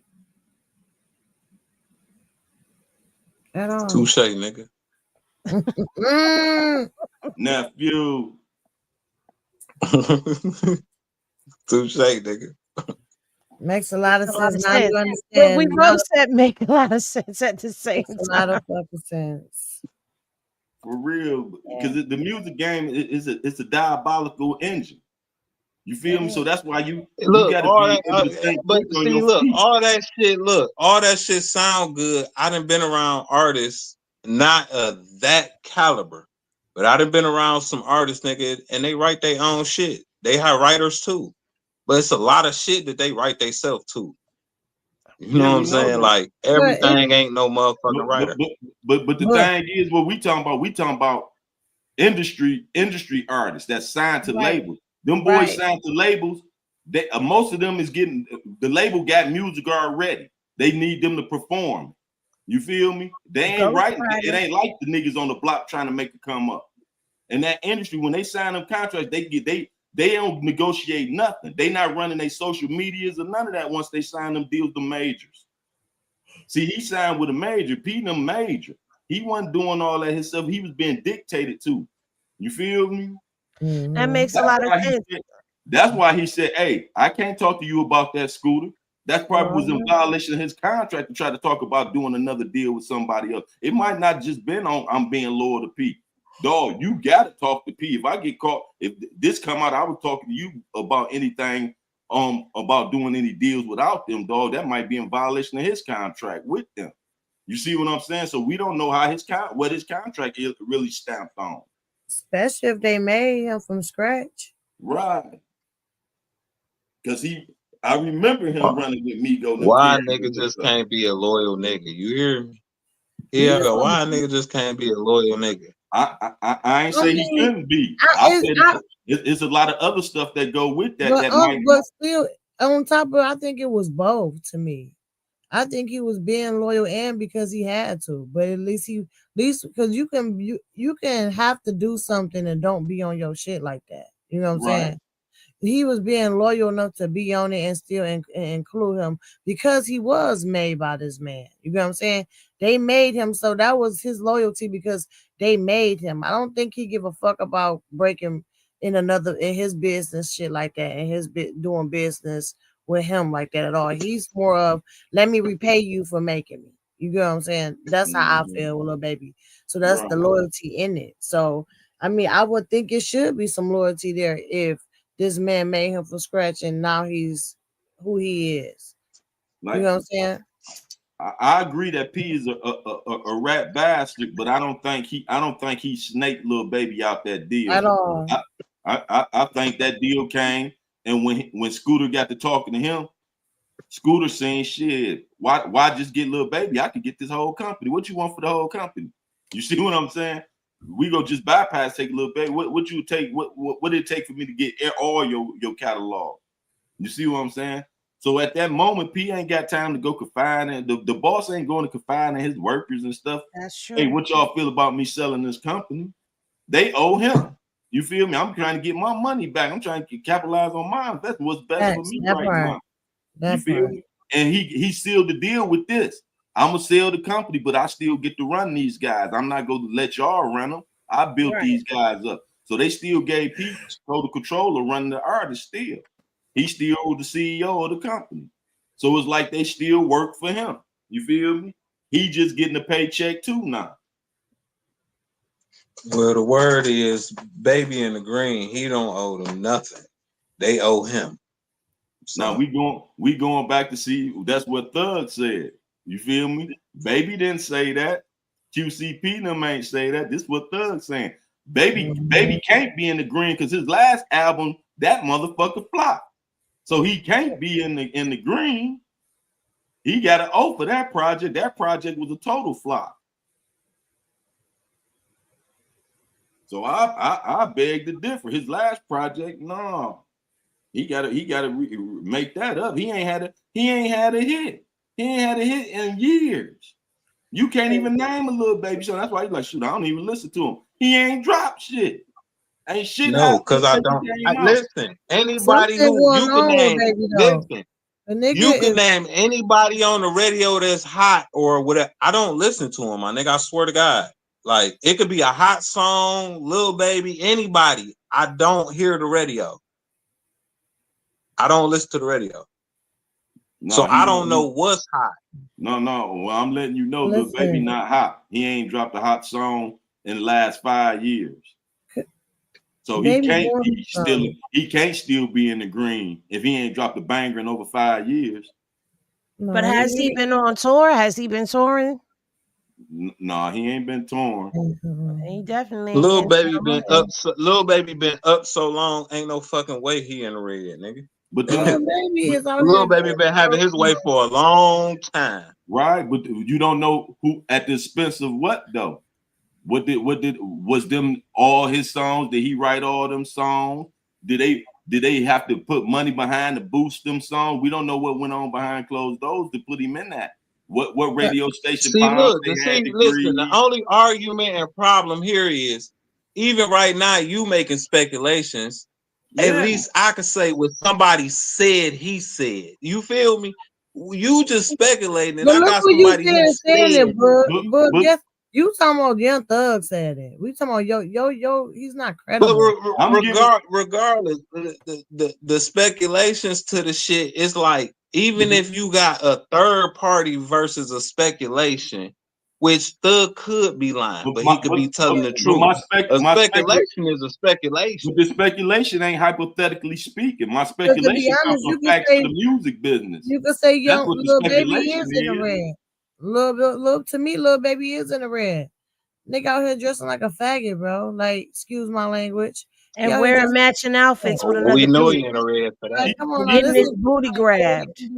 His first tattoos was on his thighs and shit. He came out with some on their thighs. Gucci Mama shit. Before we even started this, I even said that shit. I don't even fuck with Lil Baby, but that loyal shit where I stand on that. But that weird shit, he weird as fuck. We know that for sure. With knickerbockers on and twerking and shit. That's not a doubt. Michael Rubin dressed that nigga now. That's for sure. He had on one outfit. I was like, damn, nigga, nigga looking better than me. I wanted that outfit. This nigga tripping. Now look, what y'all got to say about how Charleston White coming at these boys? I hate Charleston White. I don't know. Charleston White is coming at them exactly like he's supposed to come at them, because Charleston White is a lightning rod, and he knows that when you talk Charleston White is a rat and a pain in the ass, and I can't wait to knock his glass eye out his head. Rolling down the street. I can't stand him. I don't disagree with y'all. I want to windmill that nigga. I don't disagree with y'all. But however, Charleston White is going to jump. Why y'all want to hurt my nigga Charleston White? Because he's a little bitty big mouth bitch. That's why. Why y'all want to hurt my nigga, bro? I hate that nigga. You hear me? Why y'all want to hurt my nigga Blue? The ignorance. Oh, not my nigga Charleston White. Ignorance of it all. He talks a lot of shit, and he's really against black people. You stupid ass bitch. But he's not though. He against niggas. He against niggas. He against the ignorant shit. He against niggas. No, that's some bullshit. So he should be against his fucking self if he's against ignorant shit, because he's a pile of ignorant shit. He is against himself. Okay. Let me tell you about this little bony bitch. Okay. This nigga need to shut the fuck up. He too light to fight, too thin to motherfucking win.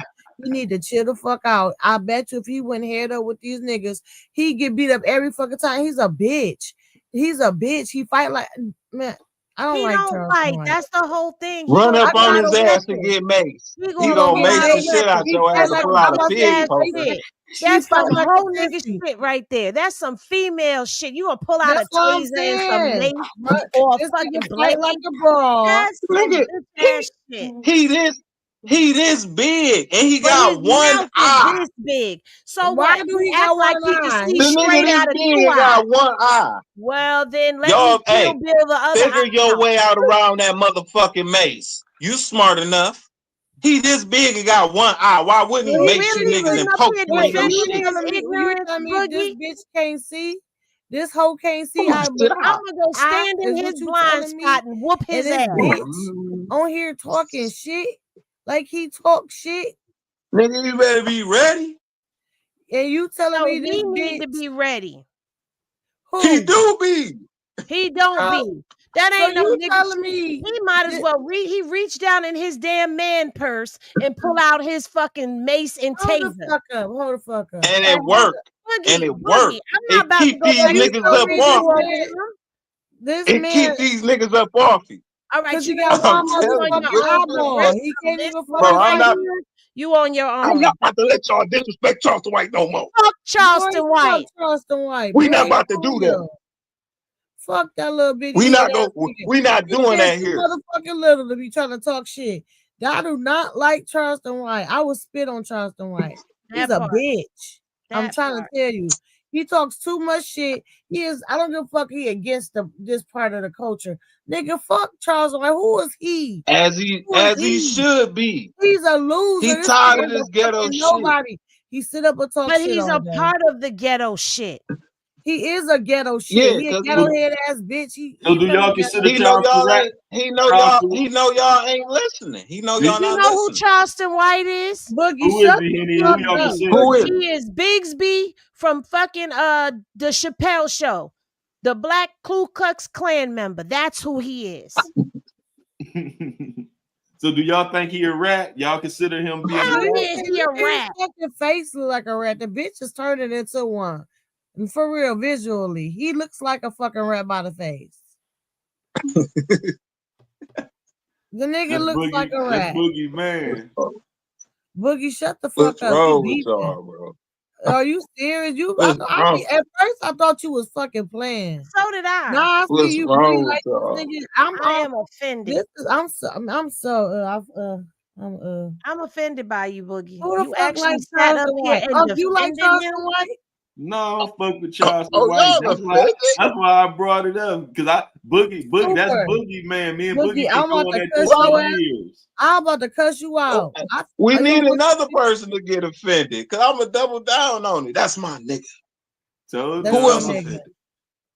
Dogface, Who else? Joe, you down for That's the night. because your Bye, fucking Boogie. hair little as his You fucking can't do head. that, That's baby. why. I'm the main attraction.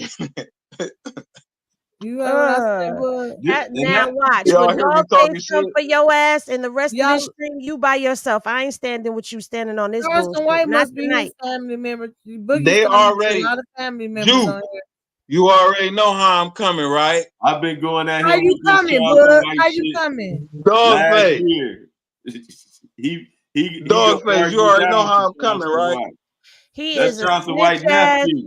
bitch He ass must have walked away or nigga, and something. I Where that said nigga it. at? You said you Charleston White. He looked like he That's could be Charleston related White to Charleston nephew. White. They all both they What? fucking hair little. That's Charleston I'm gonna White call my nephew. nigga Charleston White. Call him. Call him so I can tell him how I'm I feel right now. gonna call him. Call him. I'm gonna call him. Charleston White Call is him. trash. Call him. Oh my god. Matter of How fact, y'all- send him the How link. y'all feel Drop about him these? the link. You got 6'9", I ain't got no Charleston Charleston White White, number. 6'9", Charleston White, Lame. Rollo, all of them chiming in on Lame. Thug. How can all these other guys that's called rats and been implementing in rat activities be calling out Thug for being a rat? Because they Make feel that like make niggas getting because to them is his turn. Because Thug is getting selective politicking while everybody else got called out and thrown out of the community.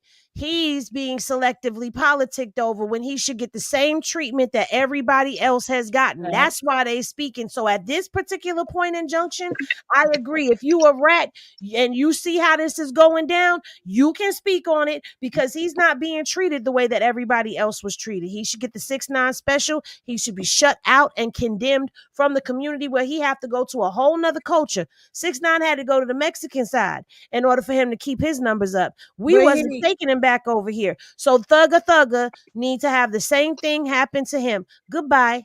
Hey Henny, but it's gonna happen. Whether he wanted to or not.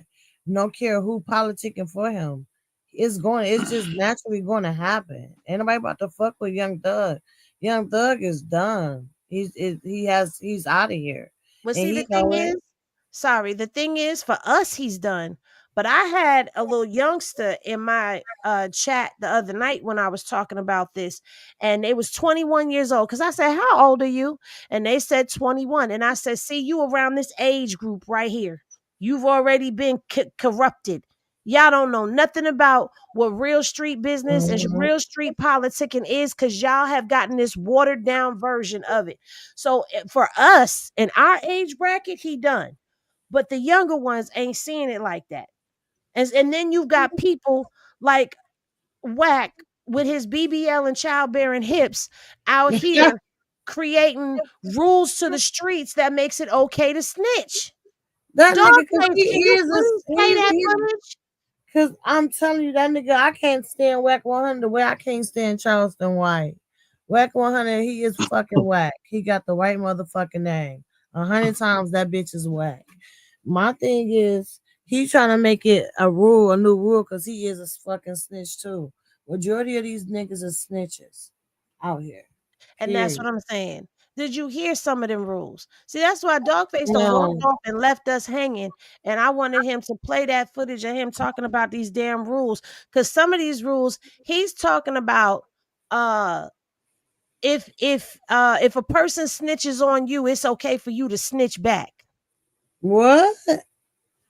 If your girl called the police on you, you can then snitch on her and tell all the shit that she's doing because she's snitching on you. If you get What? caught with a charge and it ain't your charge and you going to jail for life, you can snitch on the person who should get the charge so you don't go to jail. If you pillow talk with your woman or family member and tell them some shit, and then they go and they snitch and they get get the information is put out there and the person gets arrested, they don't get the snitch jacket. You get the snitch jacket for telling them, and they just being a civilian. Nigga, what? That's just some of them. I don't know all of them, but I was like, what are we talking about here? We really trying to change the whole rules and codes. And guess what? It's working with the younger generation. It ain't working with us. It's the younger generation that's picking this ideology up, and you see it because nobody should be able to come back from a snitch jacket. Nobody. If you out here rapping this gangster hood shit, street shit, and putting it all out there like you this big time person out here in these streets, and you get caught up and jammed up and you can't go to jail because you scared, and you go to snitching, your career should be over. Your credibility is shot, and that's it. You might as well go sit down in that cell, because you was better off coming out like Bobby Schmurda. He ain't snitch, and look how he was received. But look where he at now too. I ain't gonna talk about that, but I'm just saying, you better off just going and sitting down anyway, because your career should be over. But that's not what happens. Mm-hmm. Before I come out like Bobby Smurda, I'll tell on all you niggas. And I'd shank you.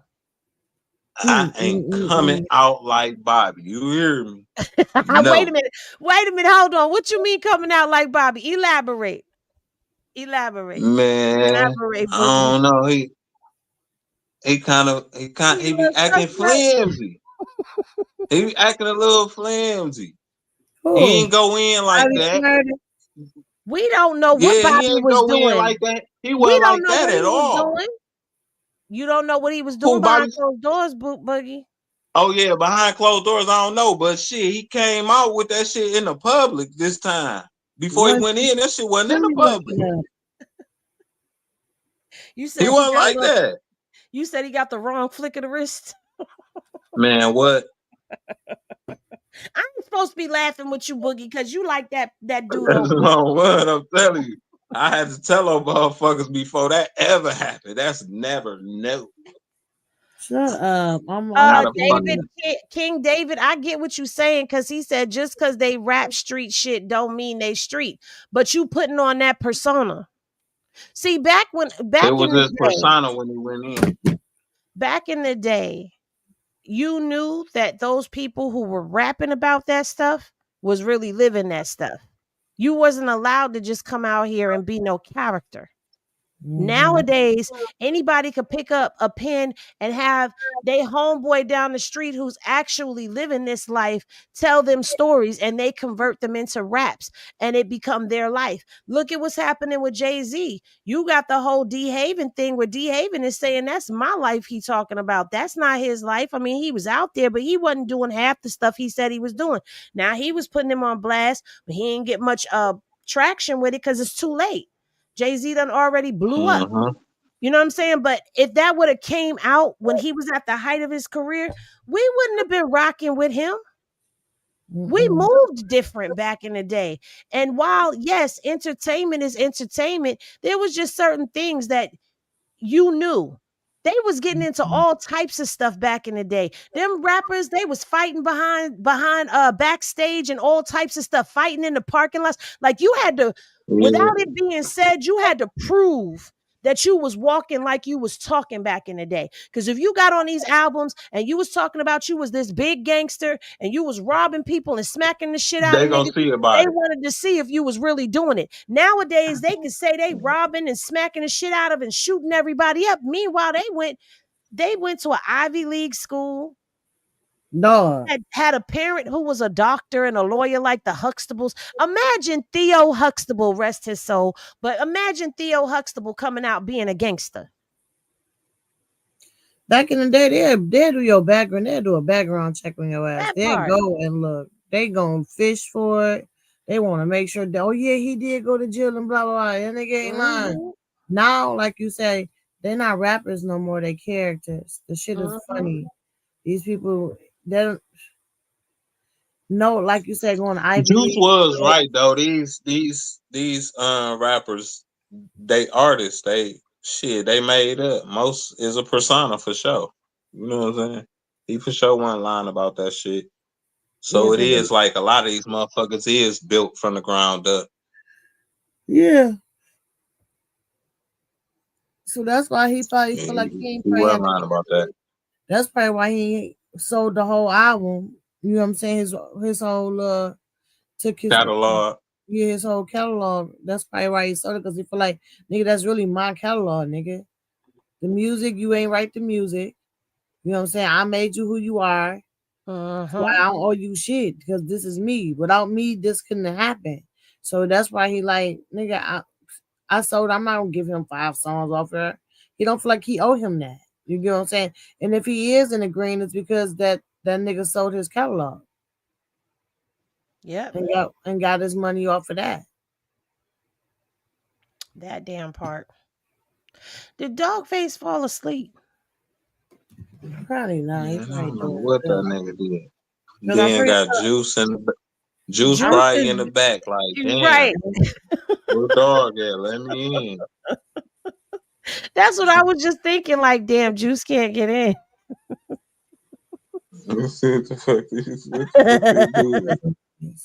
And none of us can send a link to him to get him back up here. Like, I can't send a link from my channel to his.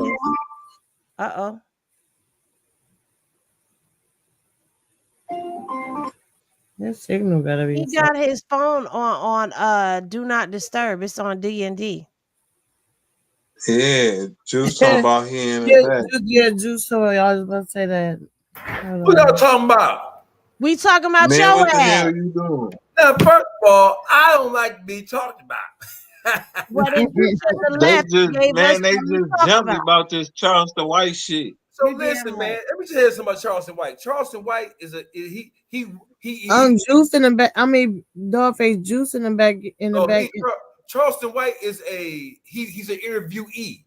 He wants to be interviewed. So every time there's a hot button issue, specifically, he's going to attack all things to put himself back in the limelight so that people will interview him, because don't forget, it's about content. Charleston White, like him? Man. Do you like him, Dogface? Well, it's not about whether I like him or not. There are things about there are things about his character, right? See, Charleston White is just like a Wack 100. He don't give a he's figured out that if I go the Farrakhan approach, nobody gives a fuck about that. If I go the mega efforts approach, nobody gives a fuck about that. Black people feed off of the most negative aspects about ourselves. So what I'm going to do, he's tapped into what we want to see. He's tapped into headlines and headline news making. So Charleston White, his job is to do exactly what he's been doing. He want to get interviewed. He get paid $10,000 to $15,000 for every interview. So when there's an issue to come up with, a Shannon Sharp, Lil Baby, Lil Wayne, or whatever, if it's something that has a negative connotation attached to it, he's going to jump on it and make it look worse than what it is so that people can pay him for interviews. He's only relevant when he's being interviewed. Outside of that, he has no relevancy whatsoever to the culture. So I don't even get mad at him because that happened. Charleston White is going to pontificate about it. I don't let that shit bother me. Oh, listen to this shit. Pontificate. Oh, you using your SAT words yes, tonight. quite frankly, my dear, I am. Right. So here's the thing is, I don't get mad about Charleston White. Hold on. He done did a bunch of interviews and got bougie on us, y'all. Who that? You. I'm really you can't see my face, but I'm really a cultured man. You said that nigga talking real you ain't shit. You ain't shit, dog. Man. You ain't shit. Hey, Juice, I'm really a cultured man. The cultured man. yeah. What's that song again? I'm a cultured man. What's that song again? What's that song? That's it. Yeah. Oh, classic man. I'm a classic man. Yeah, I'm really a classic man. Like that one brother in that song. So what I'm saying is, don't let Charleston White ruffle your feathers. Because Charleston White gonna be what he gonna be. You know what his agenda is. You know what he pushing. You know what he. Whenever there's something positive that happens with one of us, he's never gonna talk about it because Black people don't want to hear shit positive about our own kind. We only bite on all the most negative shit that's being propagated or talked about with our own. We don't give a fuck about each other. Black people, by and large, don't give a fuck about each other. We only give a fuck about what we can get out of each other, what we can use each other for, and what we can take from each other. That's what I'm talking about. Is Dog Face, me, and Charleston White. No. See, told y'all. No, Boogie. No. Charleston White. Charleston White, man. Baby die. Fuck that guy. Let's go, Dog Face. Baby die. Yes. So, what is your exact problem with Charleston White? Beyond what is obviously stated. His clothes be too big. His head too motherfucking little. And he talk a lot of shit and can't even fight. He'll make you before he fight. Then kind of find out the bitch got one eye. I didn't even know that. You hear me? And you talking all this shit, you trying to get the other one knocked loose out your head. I can just imagine what happened to his fucking eyeball. But he just fought the island boy. He won. What does that say? That he won.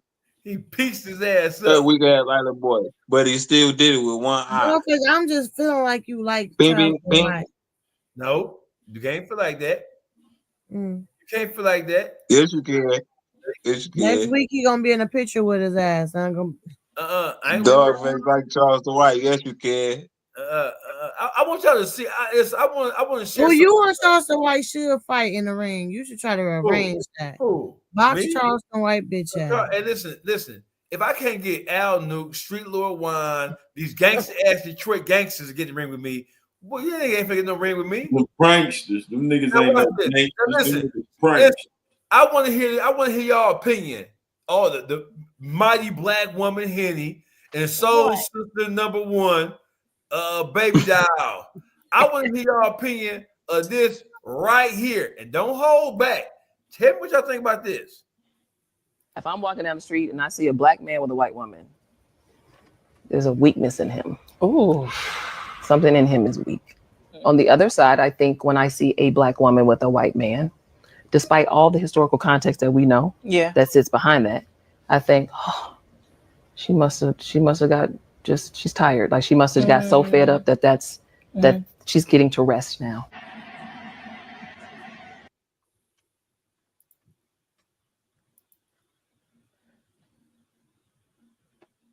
Henny, baby doll. First of all, no, go ahead, baby doll. Go ahead. I think this woman is stupid as fuck. I think she's disgusting.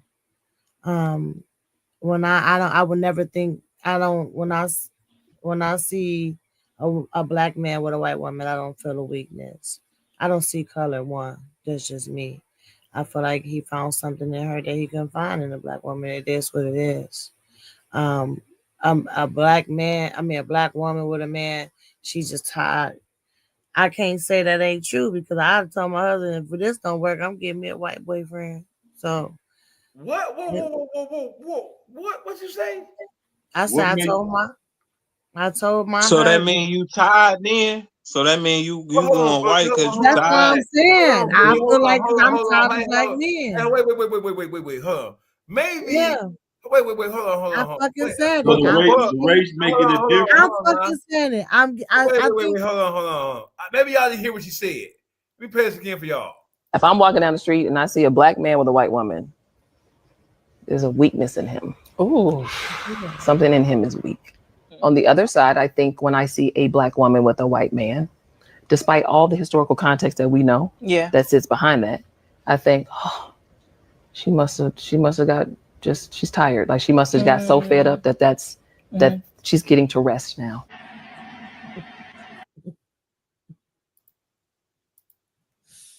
Now let's start this over. Cause maybe y'all ain't here. Maybe y'all hair is down over y'all eardrums and y'all ain't hear. How you want to say y'all and both of us ain't even get a chance to talk and you ain't let her finish her thought. Okay, so let me let Baby Doll finish her thought. Now, Baby Doll, did I hear you say? she is disgusting for what she said. Okay, But but you when said some other shit. but look, then when I just thought about it, like, damn, I did tell my husband jokingly playing with him, like, if this don't work, I'm getting me a white man. Like, Hey, you know what he should have did when you said that? he laughed at me. You ever seen Color Purple? Nigga, that's my favorite movie. What the fuck about it? The Harpo part. You ever seen that part? You told Harpo to beat me? Yes. Mm-hmm. Listen. It was just a reality check for myself because when I thought about it, like, damn, even though I was playing, I was saying that for saying I'm tired of black men. You know, like you don't think that was hurtful to your husband to hear you say that? Oh, I was playing. You know, I ain't about that man. I'm not never leaving my black man. Listen, this is why domestic violence is so high in the black community. No, listen, you just we don't play like that. We don't play like that. Listen, Dogface. I was watching a video and it was something to that nature, and I was just laughing and playing with him, like showed him the video. Oh, we don't think it's and funny. I told him, like, yeah, we don't think it's funny. Like I'm gonna get a white man too. Just whatever. Dogface. We don't think it's funny. We don't see no he here and ha. It wasn't supposed to be funny to y'all, okay? What you mean? It was funny to me and Perry, not to him, but he was laughing, but he like, shut the fuck up, you know? I don't want to hear that shit. Like, we know it wasn't nothing like that. This is why when I heard you got married, I said to myself, woe is me. God bless that Dogface. It's been 6 years of me being happily married. I know that. But I'm saying, and I know that man has the patience of Job in the Bible. He does. He has the patience of a monk. Yes, he does. A Shaolin priest. That's what make me love him. Shaolin priest. It made me love him. It's funny because my son told me today, like, Mom, I'm going to ask your husband with you because he has a lot of patience for you. But listen, my husband know I'm just me. I'm gonna say what I feel, and if I feel to play away, I'm gonna do it. But I'm not disrespectful with it. It is what it is. So. Oh, hey, listen, he a better man than me. He a better man than me because as soon as you said that, all you would have heard was.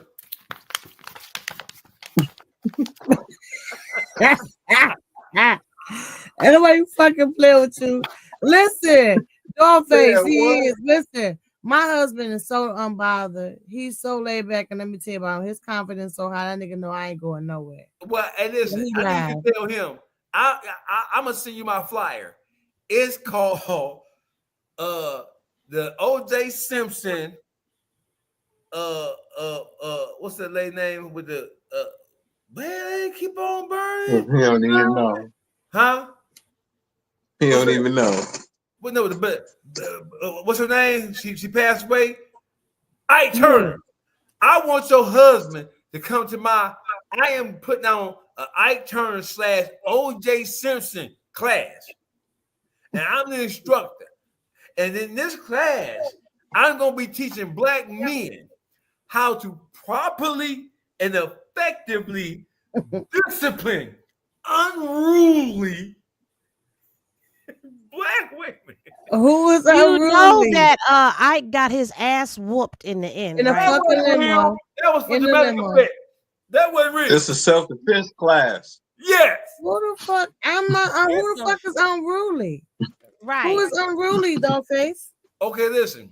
You got a mirror by you somewhere? Yeah. Okay, look But at it's it. not me. It's not No, me. look in the mirror. Look in the mirror. It's not me though. Okay, Henny. Well, I'm damn sure not unruly. Who says who? Says her. me. Says the Henny is violent and aggressive, baby doll.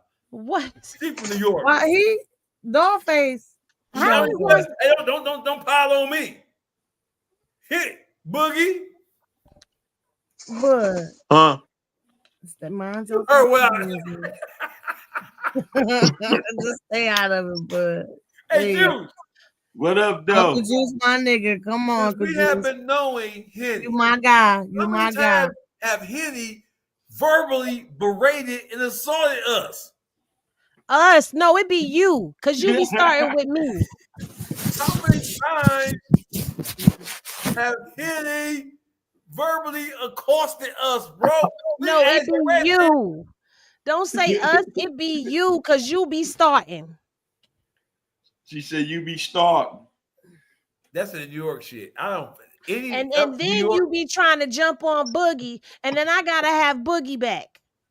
Boogie, is you agreeing with this? He got to. He like Charleston White. Come on. I hope your I fucking heart. wholeheartedly agree with this. I hope your shit start ticking, motherfucker.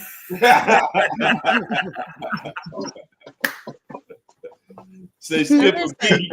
Skip a beat. Skip a beat. A cardiac arrhythmia. I hope you go through a cardiac arrhythmia. Don't be mad. Don't be mad. Now listen, that woman is ignorant as hell.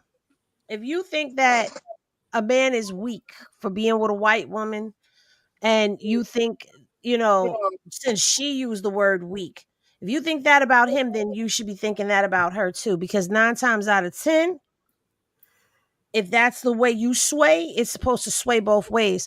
What you eat don't make me shit, and who you love ain't affecting me. Okay. When I was younger, I did have an issue with it because I did break up with somebody and they decided to go be with a white girl. Were you hurt by that, Henny? I wasn't hurt by it. I was bothered and offended, but I was also like 16, 17. So I was young. And at that point in time, I did feel a way about it. But as I've gotten older, I just feel like if that's where he want to go, that's where he want to go. He wasn't for me. Because if he was for me, he wouldn't be over there. And a person moving on, color don't mean nothing. Like, to me, I don't feel like who say that? Because of me. I feel like, how you gonna say he weak because he with a white woman? If I see you with a white man, I'm throwing a rock at you. But why? Boy, why? Boy. Because is that a question? You know what? Maybe that black man is with the white woman because he's tired. Maybe that black woman is with the white man because she tired. Because you know what? Tired what? We could be very toxic as God don't get tired. God because of the morals that we don't believe get in, tired. and stuff that we believe in. God don't get tired. We are. It don't say in the Bible that you got to marry a black person or you got to marry a white person. You see a monkey? You see a silverback monkey with a tiger? Shut the fuck. You see an armadillo? Do you see an armadillo? Niggas be with every race. You see an armadillo in the world. They be with Chinese, white. Do you see an armadillo with a sloth? Do you see a giraffe with a fucking alligator. Are we No. animals? Pause. A black woman and a black woman and a white woman is still humans. No, they They're ain't. not switching up No, the they ain't. human race. No, they ain't. They're just different No, they ain't. color. We're talking about color. Black women are the ultimate reflection of God. That's one. White women Okay. are soulless vampires who have been put on this earth to seek and devour humankind. Who told you White that? people smell like baloney. Where did you read Black that? women Where the fuck represent did you God. read that? So basically, Wait a minute. baby doll saying, No. If black women are a representation of God, then why do we get disrespected and unprotected and walked over and trampled on? If that be the that case. was something I can answer that question. I can answer that question, but first let me get this out of the way first. Get a white woman wet and get their hair wet too. And what you gonna have is a baloney smelling motherfucker. You're gonna have a German Shepherd smelling. Dollface, I'm not letting you do that. It's That's true. racist. That's not right. You ever smelled a wet white person? Yeah, some of them smell like that rain little shampoo they use. It smell good, you know. All of them don't smell like that. And you're not gonna come with the way. Don't do like that. When a black person gets wet, that beat out Sassoon. That's not true, because I done smelled some black people get wet and they's funky as fuck.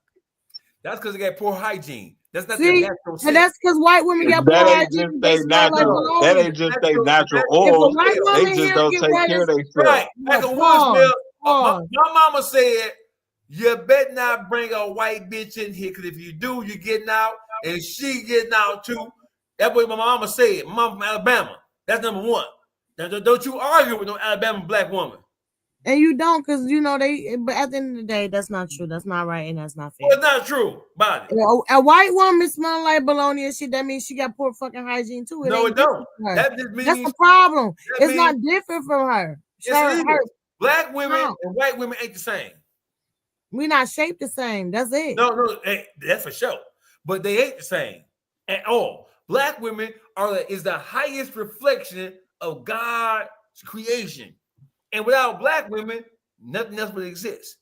Black women they come in so many different sizes and colors, right? There's nothing more attractive than a black woman. And a white bitch can't compare to a sister in no way, shape, or form.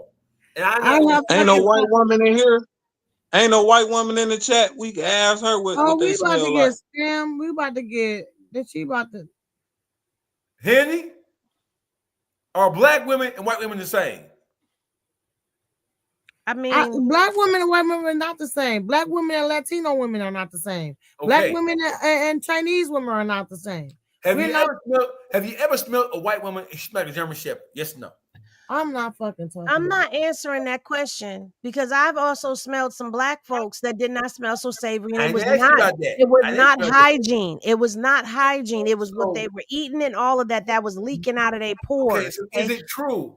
Asked me, hold on. You asked me one question. You said, are black women and white women the same? Now, you ain't let me answer that damn question before you ask the next one. Hold on. Black women and white women are not the same. Okay, Latino women, Asian women, Indian women, Hindu women, we are all not the same.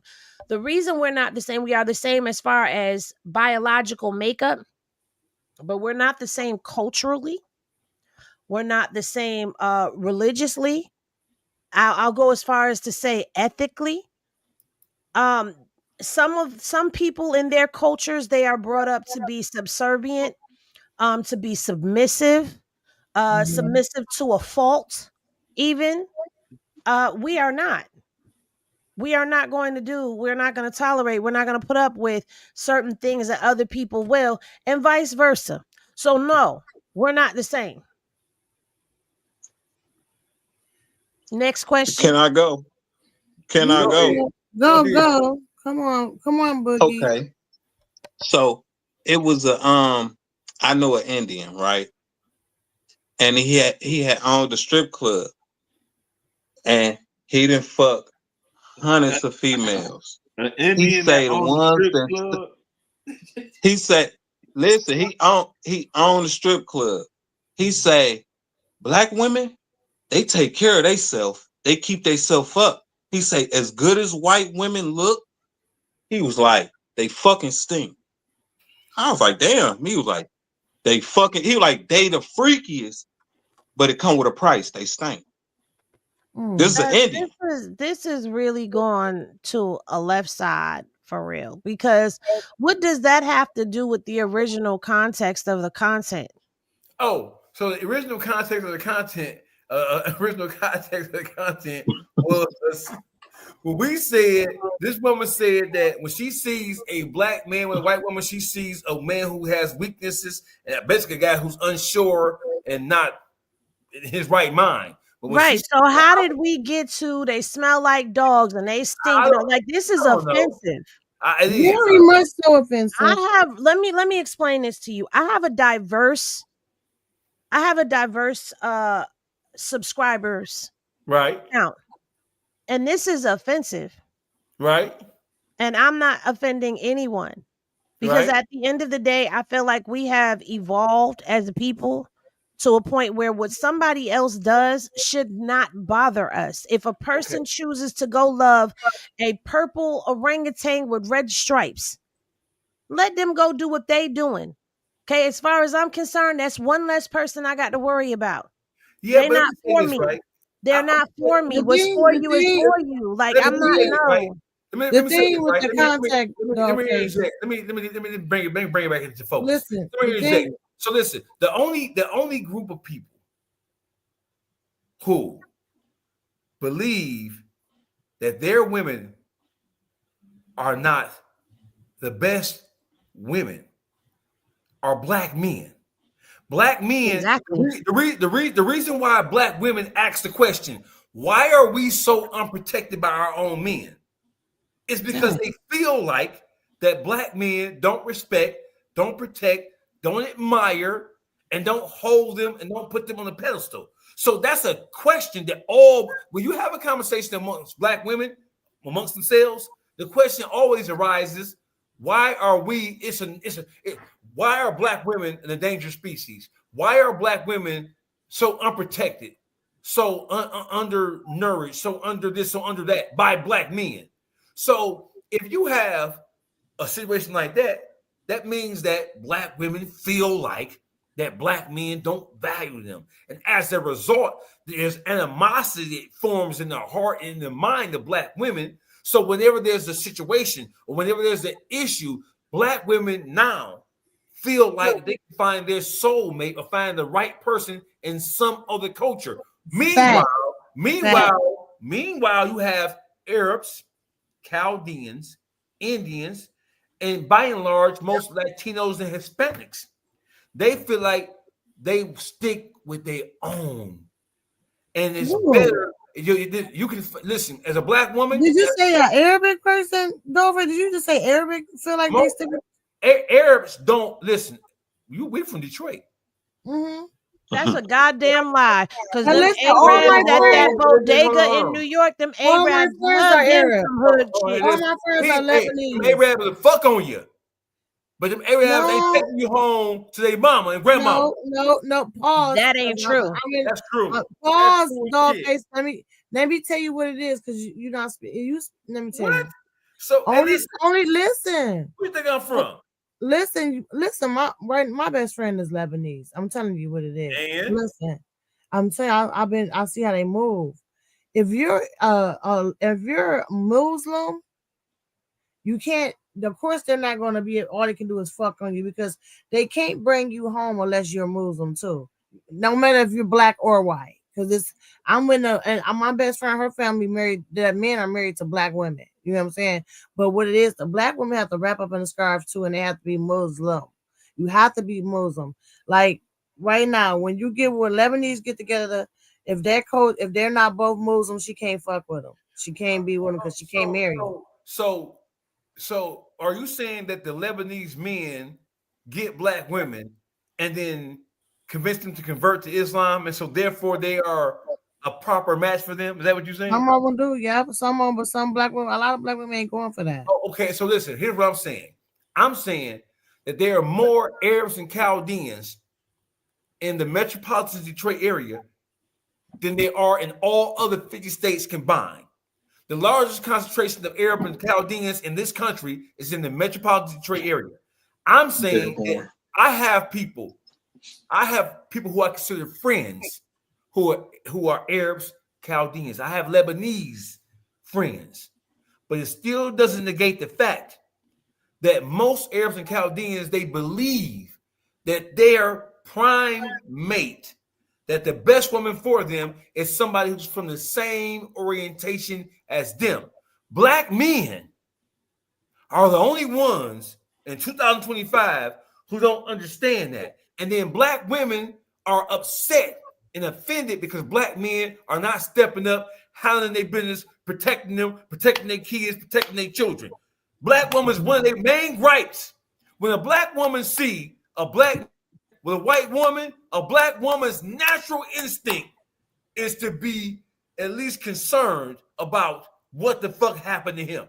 No, and I'm when not. A black man, when a black man sees a white one, when a black man see a black woman with a white man, you can't tell me that black man is not saying himself, that funky bitch.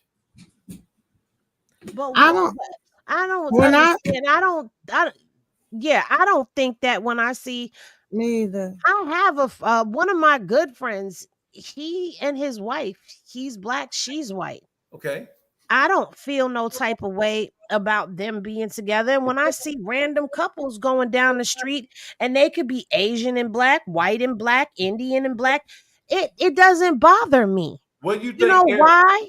You know why it doesn't bother me? Uh-huh. Because I'm not checking for that man. I guess, baby doll, me and you different. Because we different from the rest of them females he talking about. Because I don't care about what somebody else is doing in their dating life. So it's not true, and this is a general question, right? So it's not true that most Arabs and Chaldeans, when they find out that their women have taken up with a black man, it's not true that most Arabs and Chaldeans traditionally, historically, matter of factly, will disown them and cut their ass off. But that's their culture. They only get cut off, and why do they do it? They only get cut off. You keep thinking it's not a color with them. It's not. It's a religion. It's all about if you're Muslim. Hey, listen. So racism exists in Islam, just like racism exists. I know, Dollface, but if the black man was Muslim and he came and married an Arab, they would not give a fuck.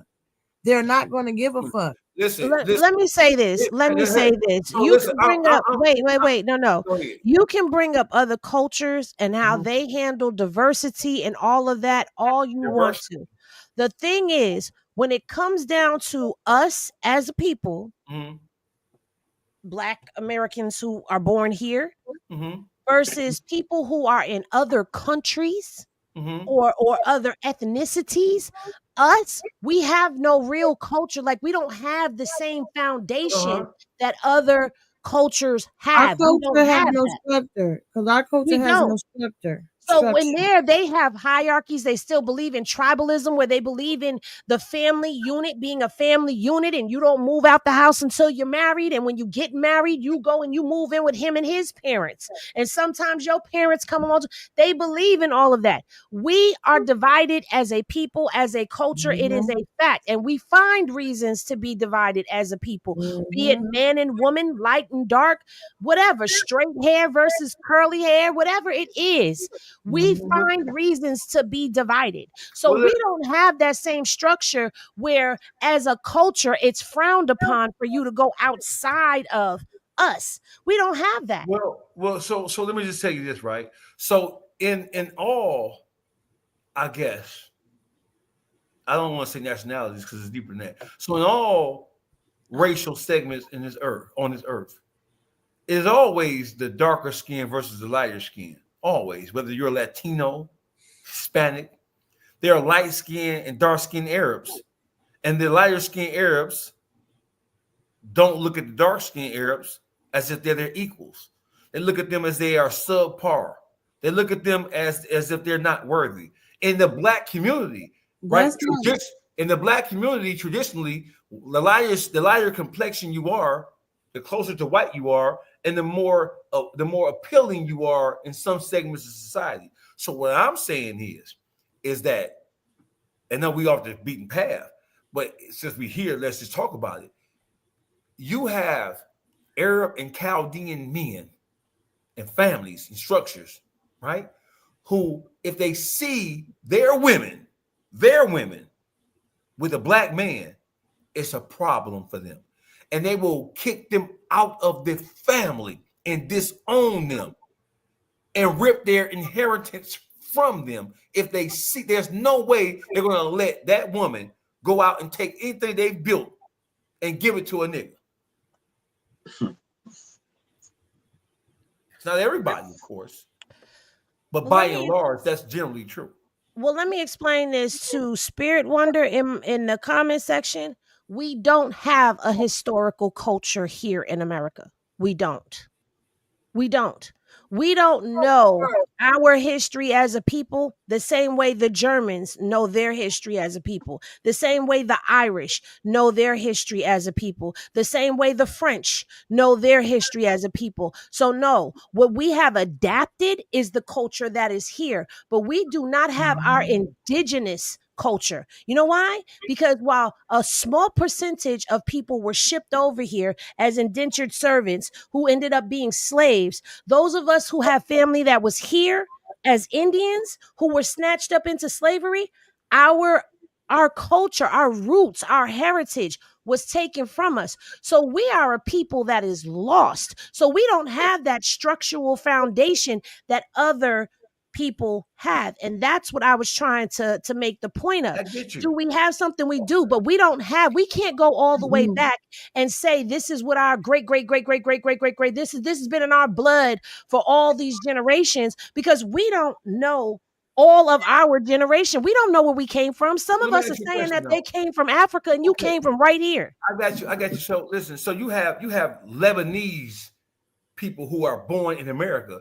They understand that they are Lebanese by origin, and no matter what shores or what country or what domicile they were born in, they understand that their unifying bond is their culture, their heritage. So, as black women, and a black woman, two obviously intelligent black women, as you young ladies are, if you understand that, and if you understand that black people are basically a people who have been destroyed, miseducated, tortured, raped, sold. If you understand that all these different things play a part into our psychological demise, our moral decline, and our disconnection from the higher power, if you understand that, how can you then say in the same breath, well, black women are unprotected and they're not valued and they're not this, not that, when you understand that the reason why they're not is that the first thing the white man did when he brought us over here was to create a system of distrust and dysfunction amongst the lighter and dark-skinned black people, black men and black women first, and then the lighter and dark-skinned people amongst us. If you understand that, how can you say that the best thing for you, or that you don't see black and white? You see black and white, whether you allow it to affect or impact your day-to-day life in terms of who you deal with, it's a whole nother thing. I refuse to believe that black women don't see a black man, especially, I ain't talking about no bum-ass nigga who run around with a do-rag on with his pants hanging off his ass, but we all see a black man who's educated, he seems to be handsome and has his shit together. We all see that black man who appears as if, especially an athlete. We all see all these black male athletes with all these white women. You can't tell me you ain't said to yourself, he fucked up. Different situation, because historically, right, a black man will be with a black woman when he was down in the dirt. She will be there with him as he goes through college and goes through being a rookie in the NBA. And then as soon as he starts making it and starts making some money, he swaps that black woman out for a white woman. We've watched it happen in entertainment with actors and comedians, and we watch it happen all the time. It happens. That right there is a clear sign of that there's something wrong. Now, that is a bit bothersome because it's like, damn, every time you turn around, you hear somebody go through. Look at Shannon Sharp. Shannon Sharp has children with a black woman, but who's he out here being sued by? These white women that he's been out here living out his slave fantasies with and all of that craziness. And as a black woman, the reason I can say that I am unprotected is because I've been in situations where I've been unprotected, where black men who were willing, who were capable of stepping in and de-escalating situations did not bother. Case in point, when a white cab driver, I approached him like, excuse me, sir, do you realize you almost ran me and my children into the wrong side of traffic because you were trying to cut me off? And he decided to curse me out, call me all kinds of nigga bitches and everything. And black men stood around and watched him do it. So I can say we're unprotected because I've been in situations like that. So now you explain to me where you go down all this culture and you want to ask me how I can feel unprotected when I've been in a situation where I've been proven to be unprotected. Oh, I think I just answered the question, but I will try to take another shot at it. So we know as black people that we have been set on a path. That's not an excuse. No, That's not don't face that. No, if you see, let me ask you something. If you see a black woman being assaulted, are you stepping in or are you going to whip your phone out or are you going to turn around and go the other way? Well, you asking a 53-year-old man whose parents were both from the South and whose grandparents were sharecroppers, right? Yeah, actually, it's not really fair to ask me that because I'm fucked up in the head. So listen, you're asking the man who shot his stepfather for hitting his mama. So I was raised in a household. Well, my mama never said the word Caucasian. I don't even think she know what the fucking word Caucasian means, right? My mama said honky, cracker, a white devil, dog, baloney smelling motherfucker. That did not answer the question. You taking the long way around. Would you step in or would you turn a blind eye? And it sounds to me like you saying you would step in, which means that it's a choice. Hey, listen. So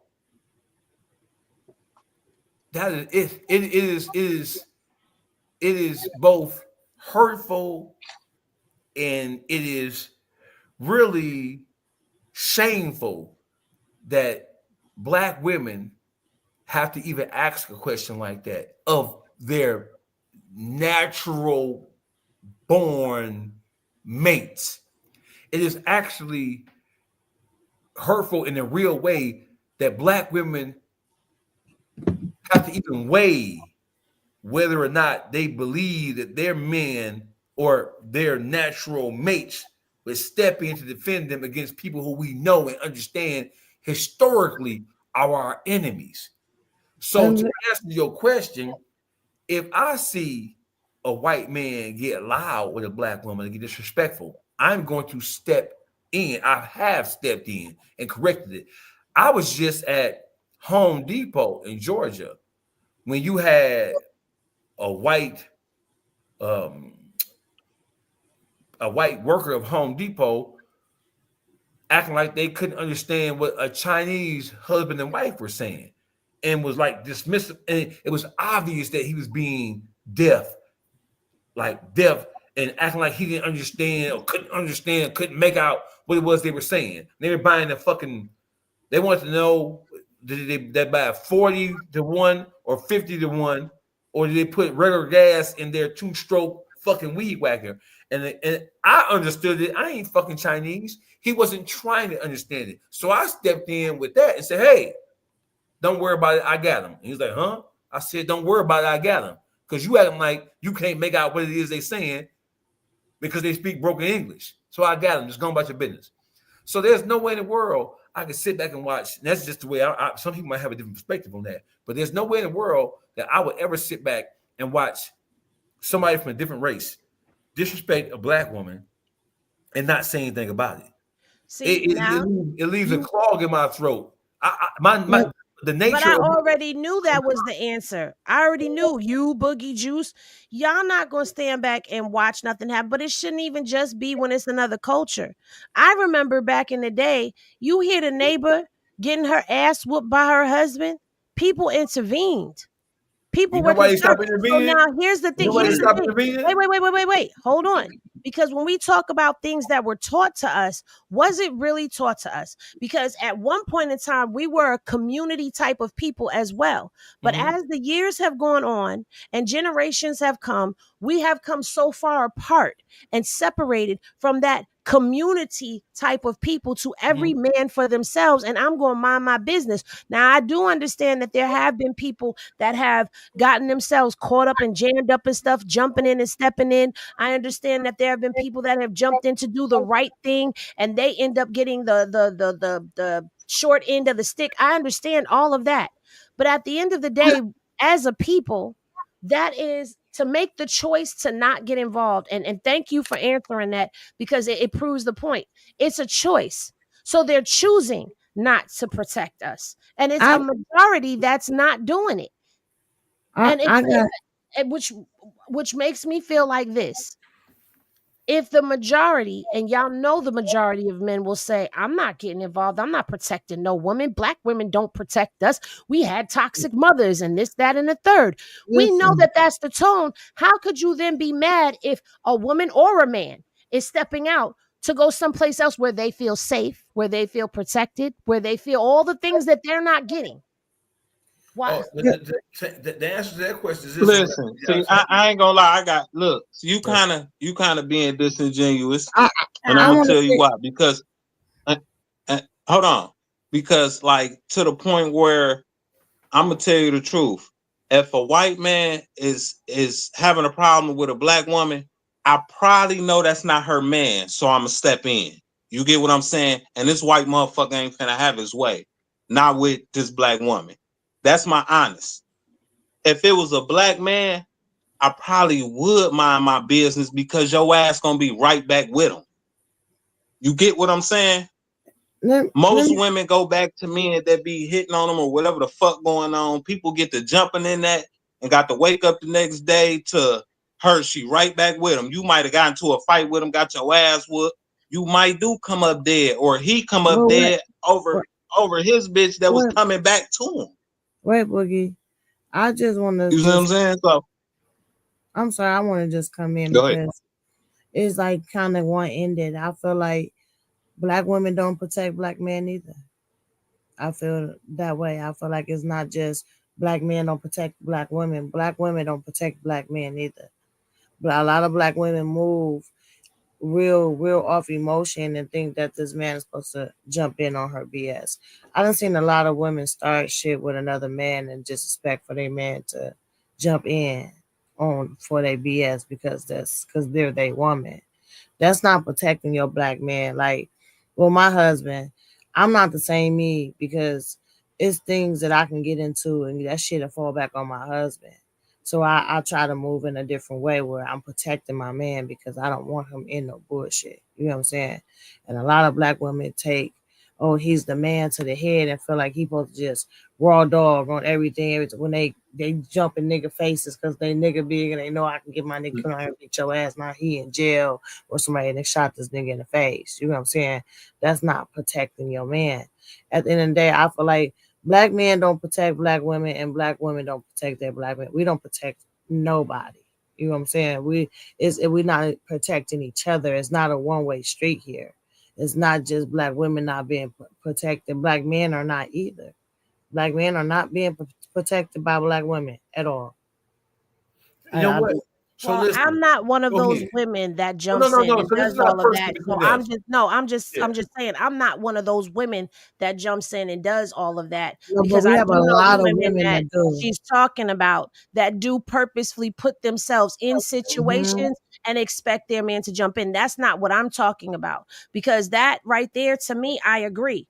That's not being protective. But what I'm speaking of is a lot of the people that I know, even some hood chicks that I know that don't put themselves in those situations, that do get disrespected and all of that. And Boogie, you spoke exactly what I admitted to. Like, listen, I understand there was a time when people would get involved in couple stuff and all of that. And sometimes the woman is the aggressor in the situation. People don't get involved when it's man and woman and boyfriend girlfriend stuff a lot of the times because of that very thing that you just said. But what I'm talking about is just as general. Like, okay, baby doll, you're married. You're married because what? You probably feel safe, protected, provided for, appreciated, loved, nurtured, cared for. But a lot of women don't get that. I've had that. But what I'm saying is a lot of women don't get that. So no, that you can't say that it's just flourishing in the community. Oh, it's not. Are people capable? You're capable, It's but not. at the same time, that's not something that's flourishing either. So- but you felt protected, and because of that, I can say to you, if you have, I'm sure you're married to a black man, right? Yes. So that means that not all black men are that. And it goes back to what I said, that it's a choice. A lot of the stuff that we do are choices.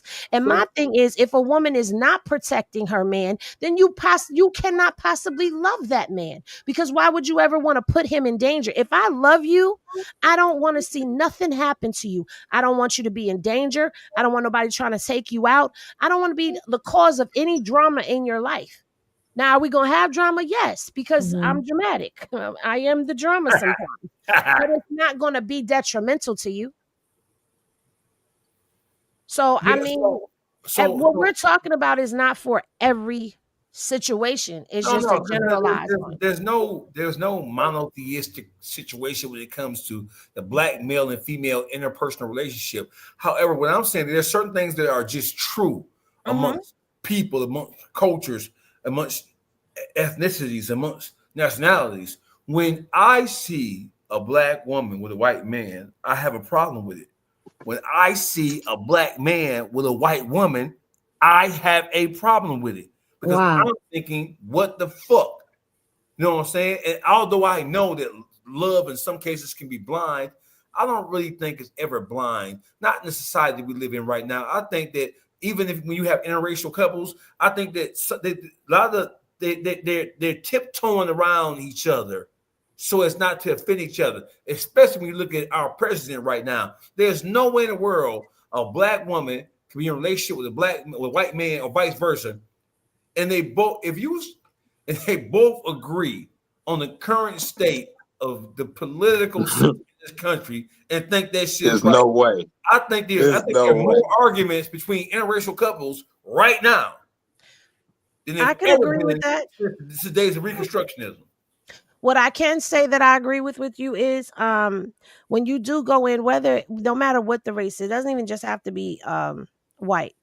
If you are dating outside of your race, you have to expect there to be some issues that are going to occur that they're not going to be able to relate to. For example, being black in America, period.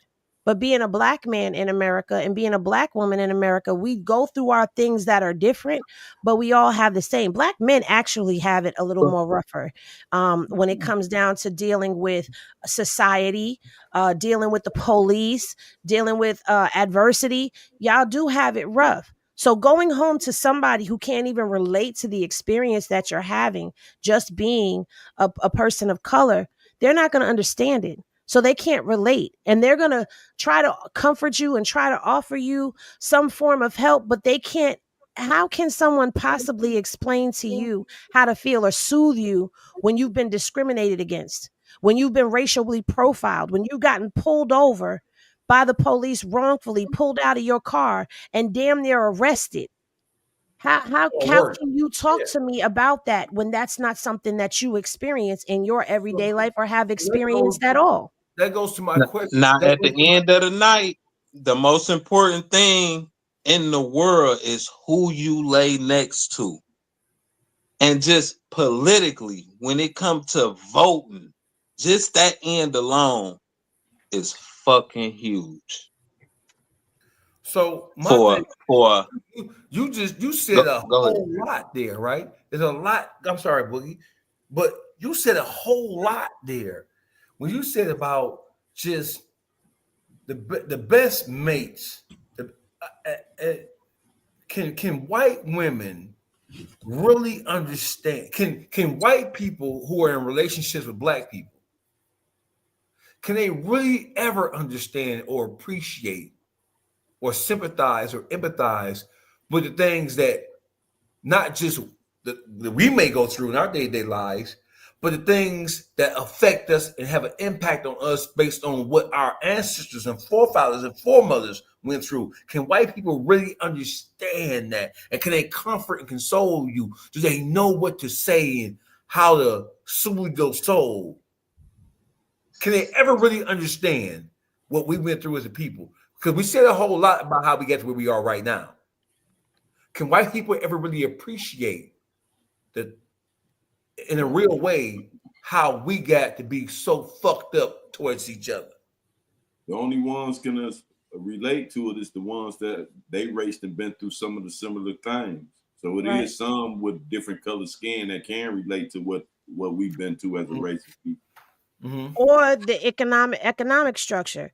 Every project has the white family that's been in it. You know what I'm saying? So they've experienced some form of diversity and discrimination, so they can understand that as well. So, but for me, that's not a plight that this is why I said it's not who you love and what you deal with don't affect me, is because when I go home at night, I'm not laying up with somebody that I can't have that conversation with. You know what I'm saying? I'm not partnering up with someone, for me, that can express how they've gone through things and I express them as well, because it's hard. As a black woman, I come home and I tell you that I'm experiencing, my boss is trying to sexualize me because he has a fetish for black women, right? I come home, I tell you it's going to enrage you, but it's going to enrage you not just because I'm your woman. It would enrage you because you understand what's happening to me. You understand it beyond just disrespect and violation physically. It's disrespect and violation culturally to me, to you, ancestrally. It's happened to, so you understand. Yeah. So I'm not personally going that I love black men. That's my preference. I prefer black men. I've never been outside of my race. I don't think there's anything wrong. That's their plight. If that's what listen, what a person loves does not bother me at all. I mean, so the reason why I even turned the corner to go this way, and it's a reason why, it's a method to this madness.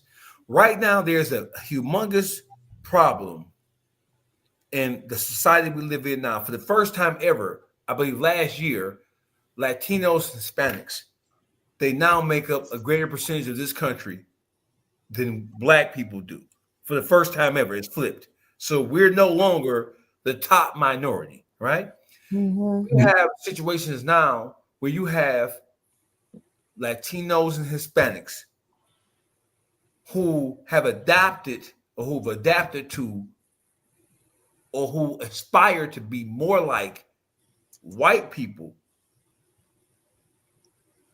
And their ideologies of they take on the mindset of some of the most racist viewpoints of black people that you would ever fucking want to see.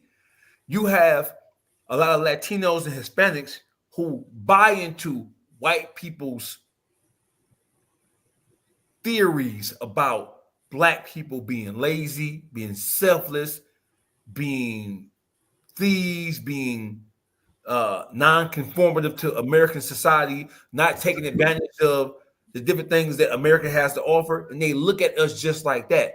For example, in Florida, the majority of the Cuban population in Florida, they have a Republican tint to them, and not just a Republican tint based on their political beliefs, but they have more of a Southern Republican tint to where they don't like black people and they aspire to be like white people, and they live their lives trying to prove to white people that they're nothing like the niggas who they are oftentimes compared to by the people who dominate the society.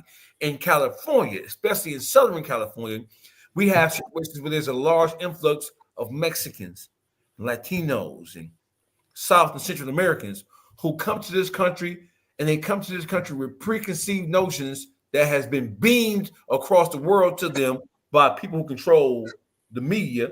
It's not black people. And so they come to this country with preconceived notions that black people are everything negative that the white media has said that we are. And so therefore, like for example, Latinos by and large voted for, and Hispanics and Mexicans, they voted for Donald Trump by droves. And then as soon as Donald Trump get into office, he showed them what black people have always known, that you can't trust. See, a lot of the Latinos and Hispanics and Cubans, they don't have the education through historical teachings that black people have. They're minorities, but they don't have the experience that black people have had as the slaves, as the descendants of slaves in this country. So you have them, they've been tricked in believing that it's American pie. And Face, I got a question. Yes. Do you agree with Trump getting sending people back to their countries? Yes. Do you agree? Do you understand why he doing what he doing? What he said, why he's doing? Yeah, I totally agree with him. He made a lot of sense when he said all they doing is coming here to America to take up all our jobs when nobody in America can get jobs. Now the jobs is now you got people out of jobs, okay? And to take the money and send it back to their country, which will make our money is worth more than theirs, and now they're rich off our money. He said we can't go to their country and send their money back here and get rich. So why the fuck should they be able to come here, take up our jobs, and even take our money and send it back to their countries? I'm with that. So let me chime in on that, right? So one of the things that so this is politics and it's education at the same time that jams that point. Most of the Latinos that are or most of the foreigners, let's talk about the Latinos, for example, and Hispanics and Mexicans, right? Most of them are coming over to this country with a skill set that has really been lost to us as a people. A lot of the Mexicans that I know and Latinos and Hispanics that I know, they come over to this country not as criminals. They come over to this country armed with a skill set that is not taught in the school systems no more, like vocational trades. Like when I was coming up, you had carpentry, you had plumbing, you had electrical shit, you had masonry, right? You had all kinds of shit. They took that out of the school system. So we are all focused on things that had nothing to do with building and maintaining and maintenance society as a whole. So a lot of black people, like in the urban community, they don't have a skill set to do a motherfucking thing. So when they mind, the only thing they can do is sell dope or shoot basketball or run with a fucking football, right? Most of the Latinos are coming over here with a skill set. And so that's why most of them, if they choose to be successful, they will be successful because they can offer this country something.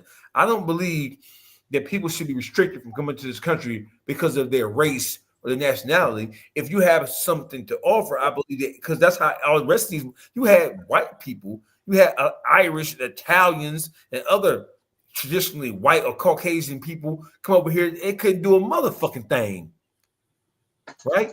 So I don't think, I think that there is racial undertones in the people who are trying to stop other nationalities from coming to this country.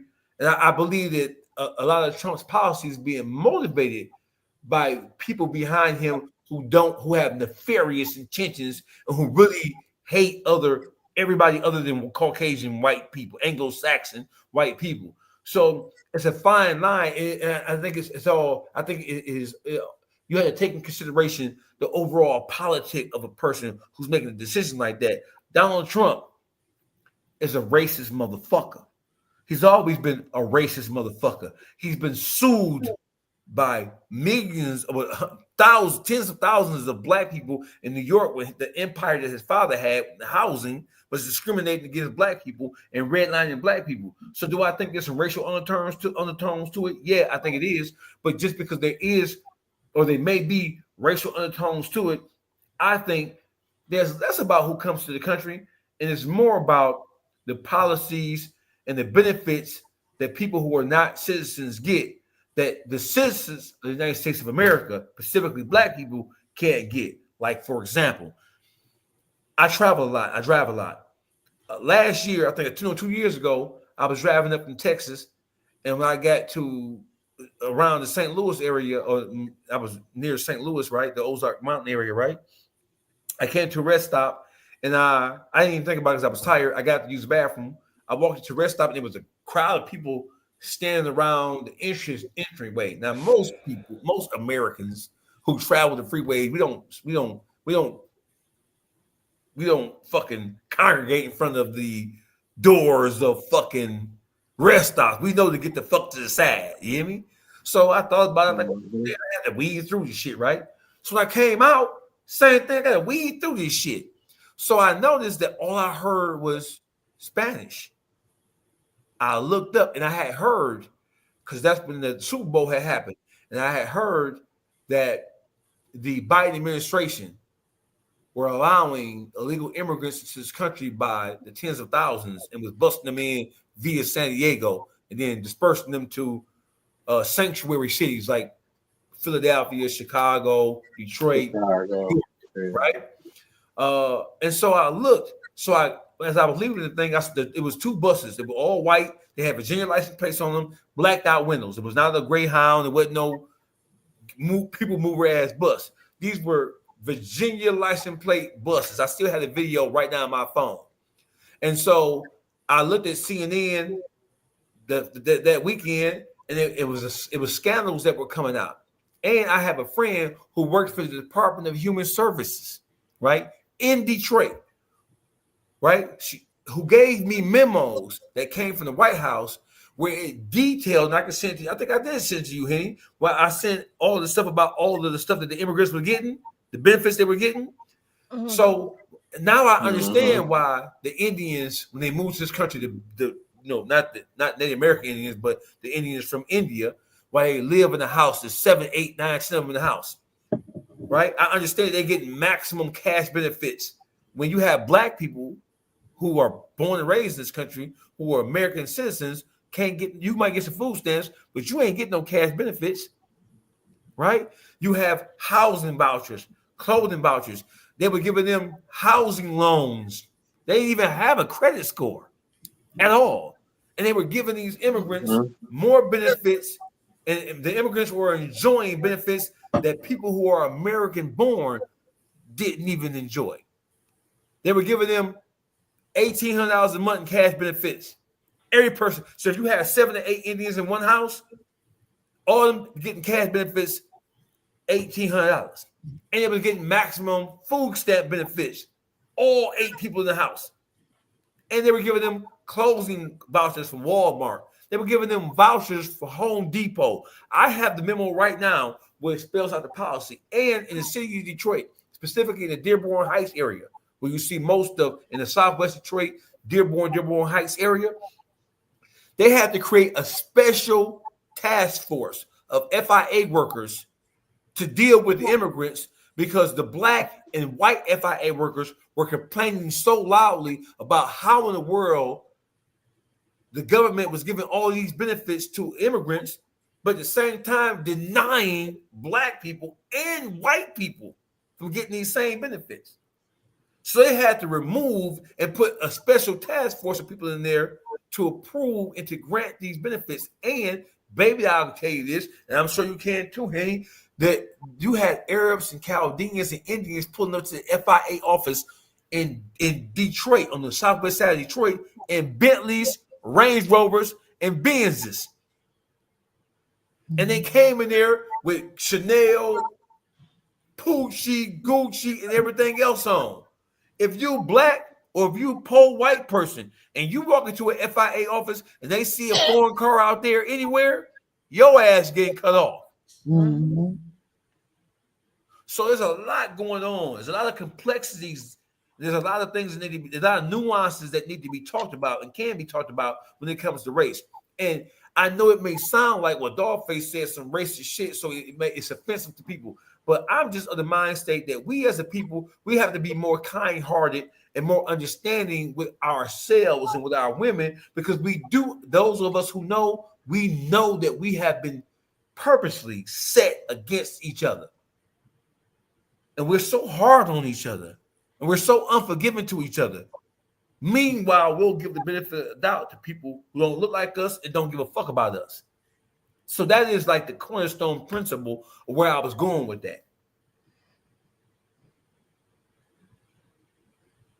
So we need to start protecting each other. That part. But yes, it takes unity. It's for sure. It's like this. You know how a person, like my mother always taught me, how you respect that person is how they're gonna respect you. You know what I'm saying? Meaning, if I disrespect my mama in front of a whole bunch of people, they're gonna disrespect my mama. They're gonna think it's okay to disrespect my mama. But if I'm respecting her, it's like if I respect the way I would do my husband, for instance, if me and my husband in the street and people see me dogging my husband out and just horn him, they're gonna have that same type of respect, like he a weak ass nigga. People not gonna respect my man. But if I'm respecting him, or it's other way around, if you're respecting her, people will respect her. It's like you disrespect her in front of your family ain't gonna like her or respect her. You know what I'm saying? By the way you treat a person. So yeah, that's if we protect each other and respect each other, people on the outside of our race will have no choice but to respect us. You know what I'm saying? Because they see the way we do each other. Sometimes you can force something by the way that you move too. If we respect each other, protect each other, it's gonna make other people have no choice but to do the same. I agree with that.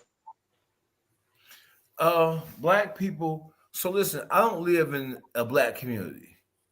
I don't. And I'm not embarrassed or ashamed to say I don't. You know why? I ain't got no motherfucking time to be trying to figure out what no nigga finna do to me. Exactly. I don't want my motherfucking kids to get shot down like dogs in the street because some gang bang motherfuckers have decided that they don't like the color another motherfucker wearing, right? And some people say, well, that's kind of like, you know what I'm saying? That's kind of like, that's like some racist shit to say, right? I don't got time to be putting my family's life in danger trying to prove no motherfucking pro-black ass point around this motherfucker. I'm going to move my family to some place where the likelihood of them getting caught up in a drive-by shooting is lower. Yeah. Some people don't say that's wrong. Some people say that wrong. I should stay in and struggle. I'm not. No. I'm not struggling with my kid's life. I may roll in the mud with these motherfucking Negroes, but not my motherfucking kids. So we all have different outlooks on ourselves, right? And black people at this point in time, and I always say this, right? So everybody starts talking about racism. Hey, listen, you can take off this planet right now everybody who doesn't like who would seek to destroy black people. You can the Aryan Nation, the Ku Klux Klan, skinheads, neo-Nazis, motherfucking all the MAGA supporters, everybody, the right ring, I hate black people ass. You can take them all away. You can wipe them off the face of the earth right now, and the problems that tear us apart and turn us against each other as black people are still going to exist because we've been successfully trained. We've been successfully conditioned to hate each other. Now, like I said about in Detroit, if you're in Detroit, Detroit is a black city. In Detroit, we're not worried about white people, like civilian white people, doing shit to us. When we go out on 7 Mile or on Joy Road or Gratiot or East Warren or Puritan or 8 Mile, ain't no black person worried about no white person doing shit to them.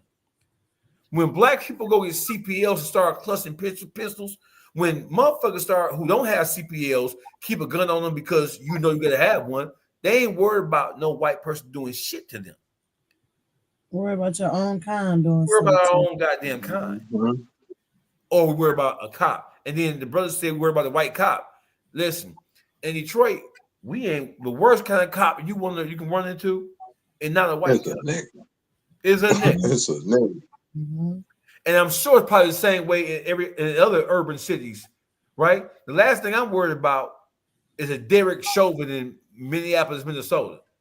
They do exist everywhere, but in Detroit, I've had numerous running in with the police, right? White and black. And the ones who gave me the most motherfucking understanding, it was the white one. It was the white ones. Mm-hmm. It was the black ones. Like Ice Cube say, don't let it be a black and a white cop. Because that black police is going to show out for the white cop and do your ass dirty. That's a fact. That happened with me in 2018, where I got pulled over by a black and white cop. And the black cop was on all bullshit. The white cop was like, whoa, maybe you might be taking this too far. It wasn't even, it was like he was obviously taking this shit too far. And I hadn't even did shit wrong. So there's a lot of things a lot of issues that we had, and we can't tackle those issues in one conversation, of course. But there are so many different dynamics that exist that are negative, and we're fighting against people who want to see us destroyed, and we also fighting against ourselves. And no nation of people ever can redeem or rebuild themselves when they're so prone to and quick to criticize and ridicule each other and seek to destroy and hinder each other. Like Henny said earlier, we don't have a culture. It's even deeper than that. We don't have any binding tissue that makes us believe that we are even black people. Don't even feel like we relate to each other no more. We black out of coincidence. Doing Reconstruction and doing the Jim Crow South, and before this integration thing went crazy, we were forced into communal type situations where we had to partake it with each other and enjoy each other, or try to at least. We had to do business with each other because we couldn't do business with other races, nationalities, because our money wasn't good to them, except, and when we did do business with other nationalities, they gave us inferior products. So there are a lot of things that's going on with black people. It'll take a year to talk about all this shit, right? But the one thing that we know is that we are so firmly set against each other, to the point now to where politicians, white, green, blue, and purple, they use one segment of black society against the other, and they divide us, and they use us and offer us shit that they ain't gonna fulfill. And that's what's happening right now. And that's why when we think about, so maybe I'll ask the question, do I feel like Donald Trump or his administration is right for deporting Hispanics? Or they deport every goddamn body except Caucasian white people. Do I feel like he's right? I had a conversation with Juice the other day, and the question this is off the air, like, should immigrants be forced to learn to become proficient in English?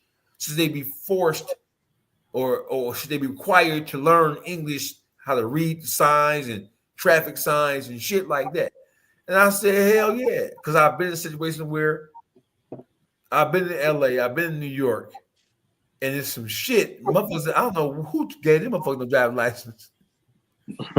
they didn't go where I went because these motherfuckers don't got a clue. For real. So how do we? So when it comes to when it comes to YouTube, when it comes to social media, we talked about how when the T app became popular, the first rendition of the T app was the T app against men. And I said, Henny, and I haven't talked to you in a while, why were black women the most happy, seemingly, to participate in exposing their own men via the T app? When, like you just said, we already have issues with each other. We already have distrust. We already have feelings of not being protected. We already have the outer societal issues that affect us both, men and women. Why were black women who understand that there's issues between us already, why were they so happy? Why were they so good? The black women, by and large, I seen a poll that came out about a week ago. Black women rushed to the T app to expose everything they thought about a black man that they knew. You didn't see Indian women. You didn't see Latino women, Cuban women, Mexican women, Honduran. You didn't see Chinese, Japanese women running to the T app. Because they're toxic. And bitter. Very much so. Because there's no way I'm going to jump on an app and do all that. Now, granted, I have my homegirls and all of that, and we have in the past, we get around each other. We got our little bottle and we hanging out. We have girl talk. We start chatting, and that's how we communicate about what's going on with us and a particular person. But to go on an app and expose, I don't know what the purpose of it was, because there are some women who get off on that type of toxicity. So while you out here talking about this man has got devil penis, there's somebody out there that want to try it. And it's five girls that got murdered off that app too. See what I'm saying? Like, I've never understood that part of the game. Exposing women, exposing men. Mm-mm. Look, there's a lot of people on that app. Just when I read, because I don't have it, my cousin have it, and when she showed me literally the other day, I was very amazed. They do not let you screenshot, or you will be blocked off the app. The things they were saying about these men, they got herpes. Other girls coming on there. It's other girls that can come on there and speak and say if they mess with them. And I'm like, this is an app full of bitter bitches. Like, these are bitter bitches putting these people up here. Now, I could see if this was an app that was something like, okay, I have paperwork and I've got proof that this person is a sexual deviant. Okay, I can understand that, because now here's your proof. You've got paperwork, you got charges, you've been to court with this dude, stay away from this dude, females beware. Or I was dealing with this dude dude gave me something, boom, here's the paperwork or whatever. That's something different, but even with that, I wouldn't even subscribe. Like, I wasn't a part of the T-app thing. I didn't even know the damn app existed until dudes got female. And look, it's supposed to be an app for females, and dudes were able to get females to infiltrate and get them into this app. So it's like, I don't participate in that. And the sad part is, like you said, some people have been taken away from this world behind that app. And for people to still be on it to this day is diabolical. They made a girl one. They made a female one now. They made a female one. They did. Of course. You see, this is what I'm saying. Didn't I say we toxic? I'm over this shit. I don't even know where this shit come from. The ironic thing about it is that the male version of the T app was actually created first. But during the development, they released the one for women first. So when I saw the male version come out, I think I posted it. Said, sign up, man. Right? Now, why would you see? Now you up here asking us about women, but you telling men to go sign up. Yes, I did. Toxic as fuck. What you see on there, Dogface? That nigga say sign up. It was some shit on there. Hey, Juice. What up, though? That male version of T-App is some shit on there. Get out of here. I didn't even know they had the male version. Yeah. Link in my bio. Look at this. But then y'all gonna condemn the women. Y'all all for it. Yeah, give us a T-App. Yeah. And we sitting here as women saying this shit is fucking what? But you championing it, Dogface. See, toxic. Oh no, I didn't say I champion. Yeah, you telling men to sign up and you seeing stuff on it, so you was on it. You toxic. You're toxic. The irony of it is that black women by the droves didn't mind, they didn't have a bone to pick with other black women. I didn't see black women checking black women about, hey, sis, you might not want to do that because we already have issues of distrust. We already feel like our men don't protect us. So do we think it's going to get better by exposing them? Don't try to turn the tables and use reverse psychology. You over there talking about Lincoln bio and all of that, and you champion for the male version. Nah. All that shit is toxic. Well, hey, get back a motherfucker, ain't it? See, look, petty. See Ain't what no I'm saying? hell. You Ain't no said hell. everything Ain't no I hell like a said man right. scorn. Dogface God said he'll fight your battles, not you fight your own. No, we're gonna fight our own battle. We straight. We can help us when we need your help. We call you. Right now it's up. Right now is up. It's up right now. We call on God when it get too heavy for our shoulders to bear. Well, guess what? Them bitter toxic females, they called on the T-app because it was too much for them to bear. Now look. And they all See drink cut you water. See how that goes? And y'all drink out the toilet. Damn. Hey, Boogie. You a dog. You drink out the toilet. I didn't say that. That's Boogie said that. Now, Boogie, you see that? You see how a solid Shakur. All them girls on TF. You started it, dog face. You started it. You be starting all this shit. We be said they was toxic. You see how your sister, your soul sister, Boogie, you toxic? You on that male T app? You said they was toxic. Nah. Are you on the male T app? Yeah, I don't even know how to sign up. Yeah, I ain't on there. Boogie signing up right now. He just with the he on his other phone. Like, let me see. Let me get up here. He's doing it right now while we link in my bio. See, look at dog face. Link in my bio. You on motherfucker. No, but I still stand by what I said. Like that. That's just unnecessary drama. It's unnecessary distraction as well. That's another thing. We distracted as a people. Listen. Got enough distractions. It's so toxic and so a waste to even go on the T app because a bitter person could put you on there. You know what I'm saying? And they don't even have to be true with the fuck they're saying because they're mad. They can say anything. So that app is really trash. You're gonna go see a person in the light of a hater who's mad. So you reading up on them, they saying that they did this and this and that, and it might not even be true. There's a lot of bitter people on there. Yeah, absolutely. Well, that's what I heard, that there was allegations being put on people, but there's nothing to back up what you're saying. Like, that's defamation of character when you're doing stuff like that. And then they let you go on there anonymous. You know, that's what's so fucked up. So let's switch beats for a second, right? So we have an incident. Over the last 3-4 days, the young thing has erupted all over the place. Are we back on Yougthug after going all the way around?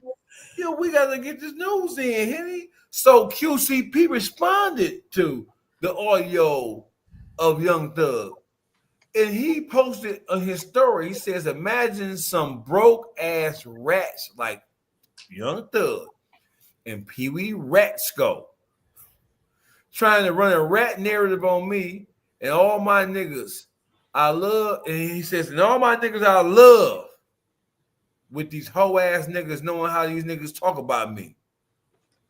I'm gonna say this for the last time. I'm not no street nigga. I'm a taxpaying citizen and running a business, and I'm taking care of my family. All the street niggas is broke, dead, or in jail. Why do y'all continue to glorify this shit? Streets been dead. Y'all niggas get a city a bad name." He says, "And by the way, I ain't never been in no courtroom on no niggas, sat in the interrogation room, running no niggas' names, and I don't speak on the dead, so I don't care enough to even explain the situation. Y'all boys, the police. Y'all niggas mad because y'all not me." See that's where he be messing up at right there and saying something for the simple fact that he did all he did. You know what I'm saying? All that police shit. Right. And then now you want to come and try to justify, keep saying you running the business now. We understand you running the business now. And you trying to down talk the streets, but you got your break from the streets first. You know what I'm saying? And then you made that, what they call it, the mistake by telling on somebody. You made a mistake telling on somebody, you know what I'm saying? And now you want to justify that with saying fuck the streets now. But you make all the money you made, how you got rich is off these street lyrics. Your motherfucking artists ain't rapping no gospel song. They rapping about the streets, making up fake stories like they living that life, confusing our children, thinking this the way to live. You feel me? Once a nigga say he a taxpaying citizen, he know he fucked up. That man say he's a taxpaying citizen. Leave him and let her alone. You know he done fucked up once he say I'm a taxpaying citizen.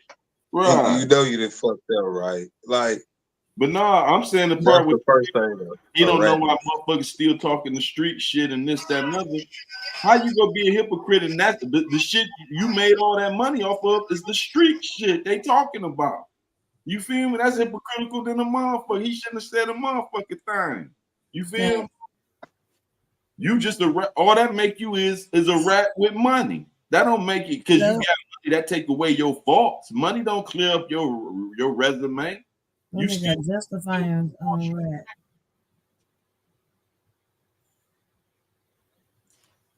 See, they let this new generation let money dictate a motherfucking status. No, that just make you a rich whatever you are. If you a lion, you a rich lion. You a rat, you a rich rat. That don't make it where that take away the rat part because you got money. You can't buy that off. You rather stand on that. 6ix9ine, the only motherfucking, I hate to say it, but he the only rat that stood on what he did. Everybody else try to sway and make justifications and say it's not so, and have everybody else into it trying to defend that shit when it is what it is. We heard what we heard. You feel me? They ain't hard to comprehend it. You either did or you didn't. Ain't no in between. Was hating on me the whole time. The whole ass pussy. Who that, Woody? Oh, Hellcat. But one more time, my homegirl Hellcat, she going crazy. But the killing part, they going to a bunch of other guys with rat accusations on them to conjure up a group of trying to justify who ratted, who didn't, what's the qualifications of a rat and all that. Well, what the fuck what we going through listening to that? You feel me? That became the biggest thing in the algorithm of all these rats. You feel me? And then Rollo steady trying to clear himself, but then he ha giggling with 6ix9ine. You a rat supporter. Same thing with Wack 100. He trying to say the rules, the rat. Who gave him the motherfucking gospel to say he write the rules? Who the fuck is him? You feel me? When he the biggest rat supporter, the biggest hypocrite and everything else, that nigga ain't shit either. You feel me? He think because he run around with all the guys with the biggest platform, that give him a motherfucking right to say what goes and what don't go. Fuck him too. You feel me? That's the whole thing. Motherfucker got to be able to, don't need another motherfucker opinion of what you think. I don't need a motherfucker to tell me what to think. You feel me? I comprehend the shit my motherfucker self. Look at this goofball here. So listen. So Henny, one of the things that Henny said that she wanted to address was Wack 100's new rules to ratting. He dropped 10 new reframed and reshaped rules to what ratting is in the hood, in the black community, in the urban community, since we the only one gives a fuck about that. You don't hear white people hollering about who told on what. I want to play this audio for you guys, and I want to know what you think, because he lists the 10 new rat rules. Act jumped on it, and his narrative is if people like you, then you ain't that. And he right. Now I'm not gonna say he ain't that, but I know the dude. I got some respect for the dude, so I just won't disrespect his name. Now Gunna, I'll call him a rat. Thug, I'll tell you what he did in the interrogation room is against the rules. He shouldn't have did it. He said too much, did too much. There's no explanation for that. He's dead wrong. So, Henny, let's start with you. He acknowledges that what Thug did was wrong. He went too far. He did too much. He was dead ass wrong. Then he goes on to say, but I'm not going to. But I won't disrespect his name because, you know, that's my partner, man. You know what I'm saying? That's my partner. I ain't going to even sit here and lie. Am I selective politics? A little bit. I'm not telling you, no, that ain't what it is. But I'm not going to disrespect my man's name. I hope Thug would understand that. Henny, Yes. how you feel about that, Henny? How you feel about Wack 100 coming down and handling Young Thug with kid gloves because that's his man's? Didn't I just say that that's going to be the only person that's going to quote unquote be able to play Super Save a Hole with Young Thug? You did say that. Wack is the rat whisperer. Okay, he is Master Splinter at its finest. He's got a platinum belt in ratism. So anybody, He gonna he's a keep them safe wheels haven. turning. He's a safe haven for snitches. Yeah, I agree. That's exactly what it is. He gonna keep their wheels turning. And use them for content for himself. Exactly. And he's not going to smut him out because he's going to slut him out on that Wack trick blade that I told y'all about later on. If Thug get into a jam, Wack going to be that helping hand that ends up keeping him in his pocket. Mm-hmm. Yeah, this part. It's gonna be really good. I'm gonna love this part. I can't believe he actually came on here and called himself trying to change the narrative on how to go about judging a rap. No, nobody asked that motherfucker. Watch this. I'm waiting for us to get through it. I'm waiting. Watch this. So today we coming up with the New Testament. What we feel the new rules of the street should be. And I expect all of y'all to make this go viral, right? Because we gonna go from 1 to 10 with a bonus one. That last one, a lot of y'all probably ain't gonna like, but some of y'all old school dudes ain't gonna like. Let's start with number 1. New Testament rules of the street, number 1. You can snitch on somebody who snitched on you first. Mm-hmm. Hey, that's the first new rule that's being proposed for the New Testament of the streets. Rule number 1, you can snitch on somebody who snitched on you first. That means if y'all get busted, dude come back there and say, hey man, your man just gave you up. What? Play the recording? Yeah, man, you know. The guns under the seat was yours. You know, that was all his. Now you can say, what? Matter of fact, not only them ain't my guns, he got a style spot up under the air conditioning unit. Listen, man, we just going off of what we see the youngsters gravitating to. You know, this is from me, but it's what I'm seeing the youngsters doing because I'm tired of arguing with y'all. So rule number 1 of the New Testament of the streets, you can snitch on somebody who snitched on you first. Number 2, now I like this one. After 10 years, however it falls, with no incident, one can cross back over to being a civilian with no expectation of the streets or its set. Can't call him about nothing. He all the way back civilian mode. So if y'all want to go over there playing with him, he can treat you like a civilian. 911 operator. Yes. Some dudes are at my door. Do you know who they are? I definitely know who they are. They're from my old day. You know they can do all that time. Again, this is the mentality that I think best fits the new generation. How y'all come down on those first 2? Dog. This crazy for him to even come up with this type of stuff, but only a rap motherfucker would have came up with some shit like that. A real motherfucker wouldn't even had these type of thoughts to come up with some shit like this, dog. That's for one. What real motherfucker come up thinking of writing some? You rap gotta rules? pay attention, Juice. He didn't come up with this shit.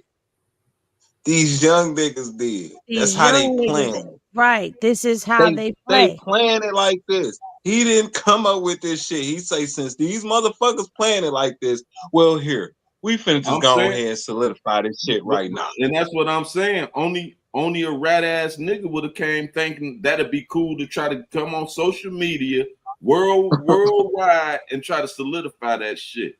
That's all I'm saying. Ain't no real nigga taking the time out, even entertaining the thought of coming up with some rap rules. You feel Let me just say this. He has no business rewriting anything. Like I said, he denounces the streets. He detests the streets. And He goes in on the streets every time he can, and he is a confidential informant. And there's no way in hell that he should be out here rewriting history. I don't give a damn if an infant came and whispered it in his ear, or if a holy child from another dimension said, "Here, write this down." He is not the messenger. He has no business. And who the fuck ever made it safe for this type of behavior? Maybe because we old school, we don't get it. All right, so let's keep on listening. Number 3, a man has 72 hours to take his case. If his action led to another man being arrested, if you left something in another man's car, home, without telling them, or that man can speak his truth, that means you didn't use my car, you brought it back to me, I jumped into it, hit some corners, police pulled me over, find something that ain't mine, that's yours. Hey, homie, what's up with it? Yeah, homie, I got pulled over. They found something in my whip, something that I know ain't mine. Now, within that 72 hours, I said 72 hours because maybe you got to get your bail money, go bust a couple moves, do a few things, get your women, if you got more than one, get them, what's going on, you know what I'm saying? Sell cars, something, I don't know. You know what I'm saying? And then go up there and claim your stuff. If not, that man can speak his truth. Hey, man, DA, I want to talk to you. I mean, listen, man, again, this ain't how I feel it should go. How y'all feel about that? The same way I felt with the first two.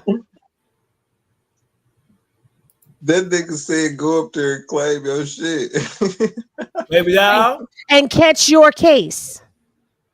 Or I'm snitching. You got 72 hours before I snitch on you.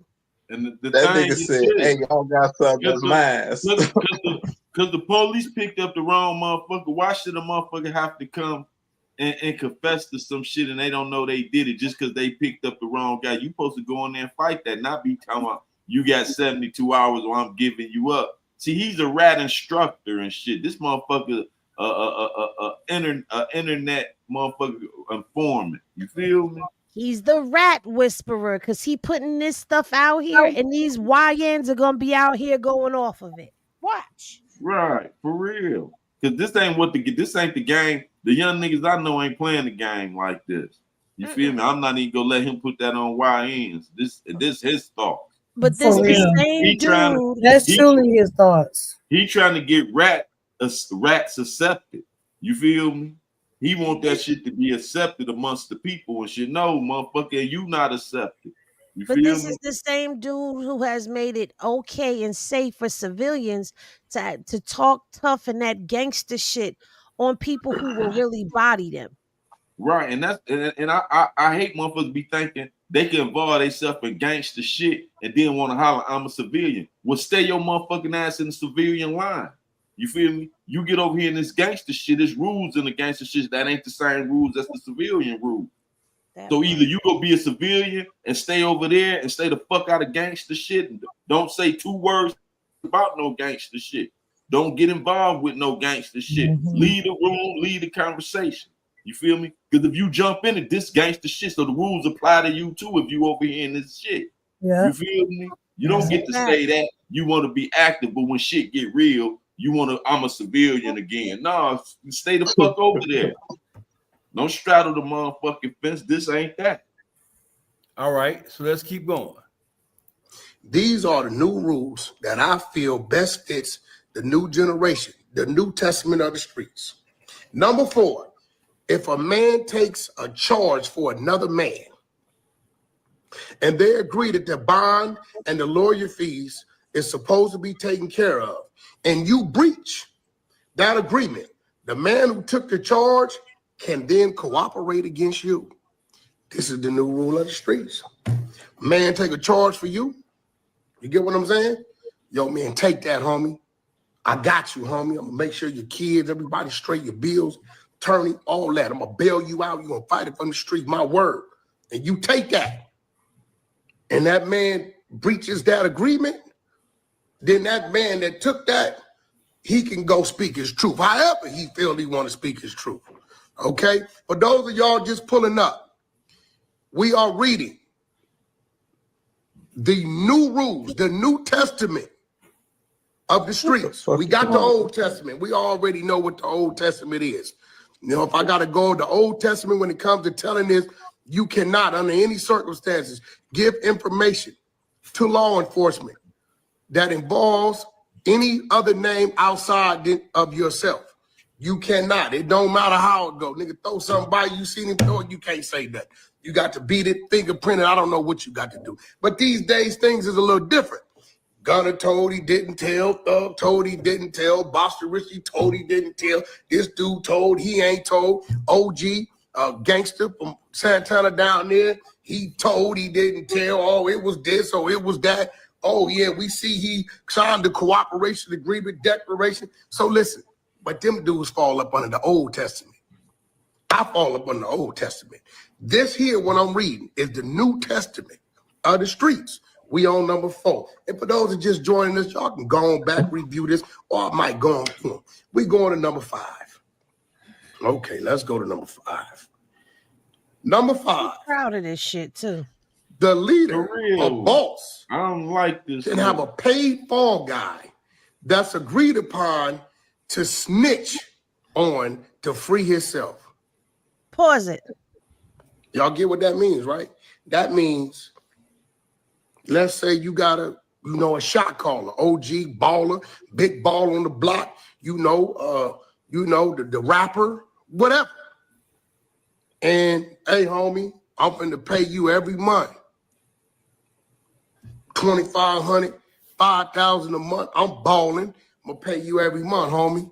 But if I ever get in some trouble, they ever run up in my spot, find something, I'm gonna tell them it's yours. You get what I'm saying? And this is agreed upon. Look, so this is the New Testament, the new rules of the street. We're gonna get this out here because this is what's going on. People are being confused about what snitching is and what snitching ain't. So what we gonna do? We gonna keep the OGs under the Old Testament, and this new and improved thing we got going on out here, y'all under the New Testament. This nigga said, reserve a rat. Right. That you have a person that agrees for you to rat on them, for them to take the charges for you. Rent a rat services now. Right. Listen to him. But the rules are already written. Who qualified him to rewrite the street rules? This is what I'm asking. You feel me? You ain't even played the game hard enough to be qualified to say you rewrite some motherfucking rule. He really think because he run around there and dictate what go on with them square ass motherfuckers he running with doing podcast. He really the shit because they got big platform. That shit they let you get that shit off over there. That shit don't read over here. You feel me? All right, let's keep on going. That's number 5. Number 6. If you pillow talk with your woman or family and it leads to an arrest of an individual and the information originated from you, you get the snitch jacket. Oh yeah. Oh yeah. Just if your wife's name is Jacqueline Hernandez and the paperwork say Jacqueline Hernandez gave us this information, and God dang well Jacqueline didn't know nothing about that move because it was 2:00 in the morning. It wasn't nobody but you and Jacqueline's husband. and they done came and got you, and the witness is Jacqueline Hernandez. You know Jacqueline's husband, pillow talk. Therefore, although the paperwork may say Jacqueline Hernandez, Jacqueline husband, your homie, you get the snitch jacket. Yeah, that's. Now that one. I agree with that one. Shit. Nigga, what you tell your bitch for? Yeah, but he says she don't get the snitch jacket at all. Right. How she don't get it? She wasn't even supposed to know. Man, but she's the one that told. And she wasn't supposed to repeat it either. Well, they both get the snitch jacket. That's what we said. He said she don't get it. Right. Oh no, they both getting it. But shit, I'm more worried about that nigga getting it. Cause shit, I expect the female to tell. That's why you don't tell them nothing. Wait a minute. Why is that? Cause that's just what 99% of females do. Niggas tell them more than females, Boogie. Exactly. Niggas tell them way more than females is. And a lot of us know a lot of street shit. No, they not. Said, niggas hey, look. Yes, they are. Niggas is telling, but females telling too. Man, that's not telling. That's not true. I ain't telling no female. No, sometimes a female is the most solid on your team. As far as the street shit, in most criminal cases that I've been dealing with, I've been catching cases for over 30 years. The most motherfuckers that be telling is the nigga, your rappy and nigga running with you, your ops and shit. It don't be females tell, but not like these niggas in the game. Shit, most of the motherfuckers that's in it is niggas. That's why it's gonna be most niggas that tell. No, because there's some females that will tell. So what do you mean? It's most wall. Niggas that's in it, so it's gonna be most niggas that tell. So it's only one way. So that's why we said it. You said more women. You said more women tell them. Exactly. I'm saying 99%, not just 99. The women that's playing the game, 99% of the women telling. It's only 1% that ain't telling. So that ain't true. That's not true. Man, these females ain't taking no charge for no nigga. They telling just like these niggas telling. But of course, it's more niggas telling because there's more niggas playing the game. It's not true. There are a lot of females sitting in the Bing right now because they wouldn't snitch on their dude. And he told on his niggas. That's the 1%. That's the 1%. Listen, that's the 1%. I'm not saying every single female. That's the 1%. Majority of the females is telling. Majority. You got that 1% that's standing strong. No. 1%. Females is built off doing that. They built off that. No, that be them females you deal with, Boogie. Is 1%. You in the one. If you don't, you in the 1%. Boogie is more than 1%. It's way more than 1%. It's more. Wait, we gotta remember he supports Charleston White. No. Hey Boogie, hey Boogie. Hey Boogie. You see how your people just turn in, Boogie? You see how she just try to instigate nothing. Don't do that. Here we go. It's going to you too. Yeah, this is the New Testament of the streets. Number 7.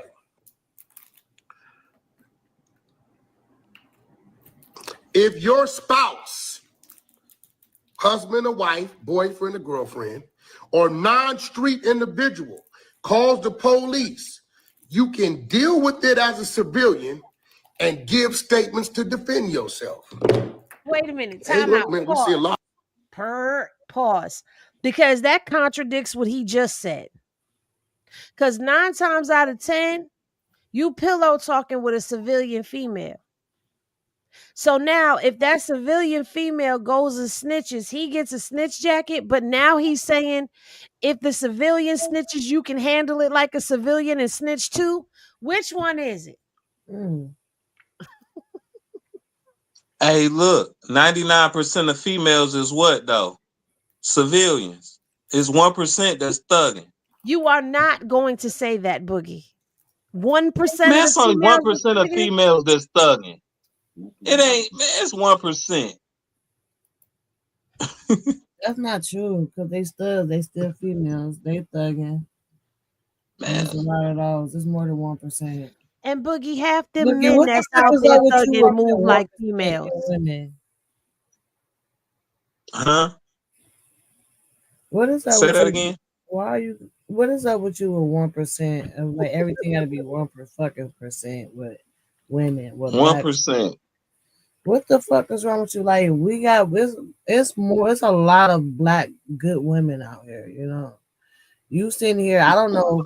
We talking If about you, females thugging. What you talking about? It's a lot of good women out here. I mean, What like that you got, don't even. there's a lot Wait of a minute. strong gangster women out here. I'm going off your 1% of women that won't tell. You know what I'm saying? You Yeah, part of the a lot 1%.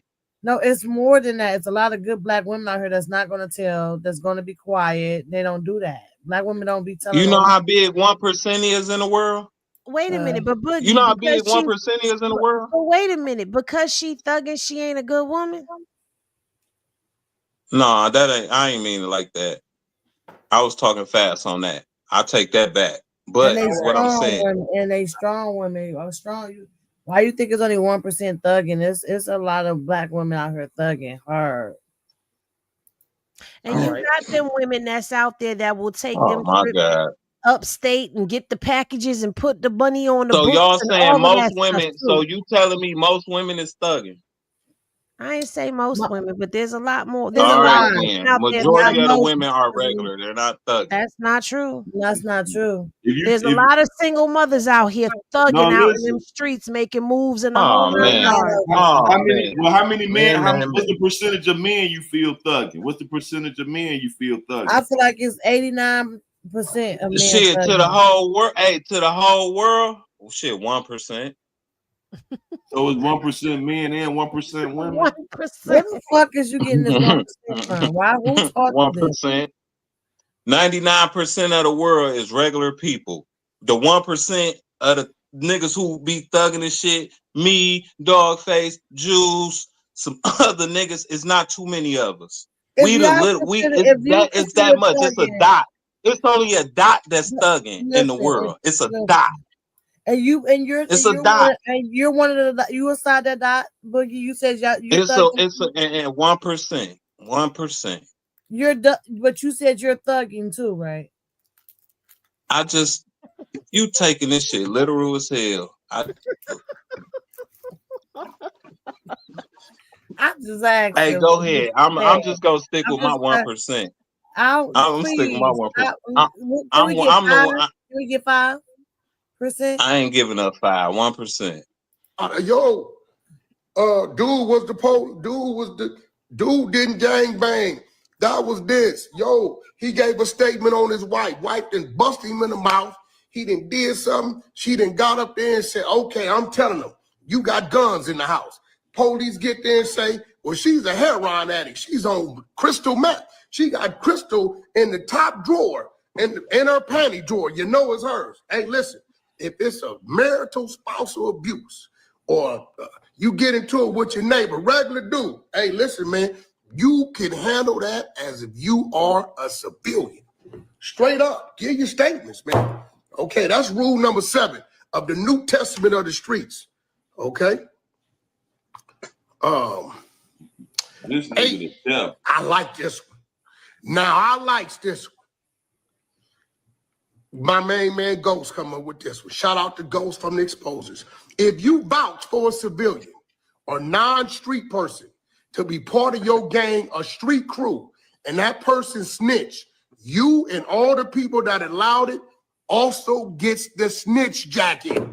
Oh yeah. Let me tell you what this is talking about. See, the reason why I like this, because this is about to save a lot of them kids out there. A lot of them kids out there that's getting pressured and forced into gangs because people want them to hold things and do things and force them to do things. Let me go over this one again. This is New Testament of the Street, rule number 8. If you vouch for a civilian or a non-street person to be part of your gang or street crew, and that person snitches, you and all of the people that allowed this to happen, allowed this dude to get jumped in, part agreed upon, y'all get this snitch jacket. Oh yeah, Because see, what happens is y'all go force these dudes. Y'all know these dudes ain't built like that, cut like that. Then you beat up on them. Then you tell them, go put some work in or go rob this. And they scared to get beat up on. They go do it, get caught, and then they tell. And then next thing you know, baby Pee Wee Herman told, right? I ain't using that name because my nigga Pee Wee from 40s, that's too close. Baby Cricket told. Now he in the county get beat up on, stabbed up, all this when you know God dang well, dude never wanted to be part of your gang. He just got tired of getting beat up, walking up and down the street. So this one right here is a good one. So I got a That's question. New Testament number 8. Number 9. I got a question. If you're so he claims a set, right? He does. He's Pyru. And he's giving statements, right? Right. So that means that underneath this New Testament, that means that he would put his whole set in jeopardy. Is that what he's saying? And then I like the story that he gave because I could see him being that one that was getting beat up every day. You know, that's how he knows it so well. That's why he's so excited about it. Mm-hmm. Okay, I just wanted to clarify, make sure I was understanding correctly. Right. You get it. You heard what he said. Celebrity character is what makes you a street ninja. You have immunity to the rules. Any snitching done prior to your fame is forgiven. See, that's like 6ix9ine. I came up with that one. I mean, shit. I got to give y'all reason to be a little upset with me. I came up with that one. I'm not putting that one on go. Let me read that. New Testament, rules of the streets for snitching, number 9. If your celebrity status, character is what makes you a street ninja, you have immunity to the rules. Any snitching done prior to your fame is forgiven. And while you the big old celebrity, because you in the booth faking, yeah, I killed the real, pack that steel, you know you's a buster, right? See, that's the problem. The people is taking these people serious. Y'all really hearing what they saying because they saying these things, they watching these movies, or they heard a story in the garage from their relative or something, and they go to the booth and they turn into these people. These are called alter egos. They really civilians. Real street dudes from the Old Testament can identify these type of people. Okay, that's number 9. Okay, we going to 10. Boy, my bone now, this 10. This is Ghost. If you are conducting legitimate business with the person or persons, and that person or persons involves you in street activity, you have the right to cooperate in any way you see fit. Now, Ghost, you winning your bag on this one, Ghost. You winning your bag on this one. I know a few of y'all just pulling up. We got 1,200 people up in here, 1144 to be exact, right? So I do need some of y'all to hit that subscribe button. I should gain at least 300-400 off this one. Okay, I know I've been gone, but give me a reason to come back. I wanted to see if the internet, with the gutter of the YouTube streets, was going to die without me dying. So this going to give them a whole bunch of things to react. They're going to call me all kind of things, but it's all right. I am a prophet. Yeah, I've been sent. I have been sent to speak because people listen to me when I preach, okay? Now, that's number 10. If you are conducting legitimate business with the person or persons, and that person or persons involves you in street activity, you have the right to cooperate in any way you see fit. So that means, you know, if you got a warehouse, and this is your legitimate warehouse, and you fix motorcycles in this warehouse, I don't know why I use motorcycles, but for some reason, the spirit told me to go to motorcycles. And one of your workers, you know, he got 2-3 straps and, you know, an ounce of weed and 9 ounces of dope in a bag hidden in the locker somewhere in the back. And for some reason, something happened to happen. The police come through and they say, well, could we search, man? They say you got some stolen motorcycles. And you know you ain't got no stolen motorcycles. This is a legal business. Yeah, you can search, bro. I go on the paperwork to all my customers, and they find this work and these guns and this work, this yayo, as we call it, as this Old Testament. They find this yayo. You got the right to say, oh no, that's Jerry. That's Jerry Bag and Jerry Locker. I don't know nothing about that. You brought some street stuff to my legal business. That's what that rule is saying. Now that's from my brother Ghost came up with that one. The bonus rule, I came up with this one. We can call it Rule 11. And, to all my good people, y'all can go follow me, _ the 100 show, and DM me, go to the post that I got up about this, and, give me some more rules that y'all see fit. I go through them because I'm the rule maker with this. I'm writing the New Testament. Yeah, it took a dude from the Old Testament to write the New Testament. And I think I'm the best because I'm like third generation. Because a lot of them first and second generation, shout out to my OGs and my generals. Y'all know who y'all are because I called and check on y'all. And I salute y'all like I always have. But some of these old dudes that went bad 20, 30 years ago, we can't let them get involved in none of this. Now, 11 is going to affect a lot of you OG dudes. I'm going to catch some flack about this, but I think y'all going to agree.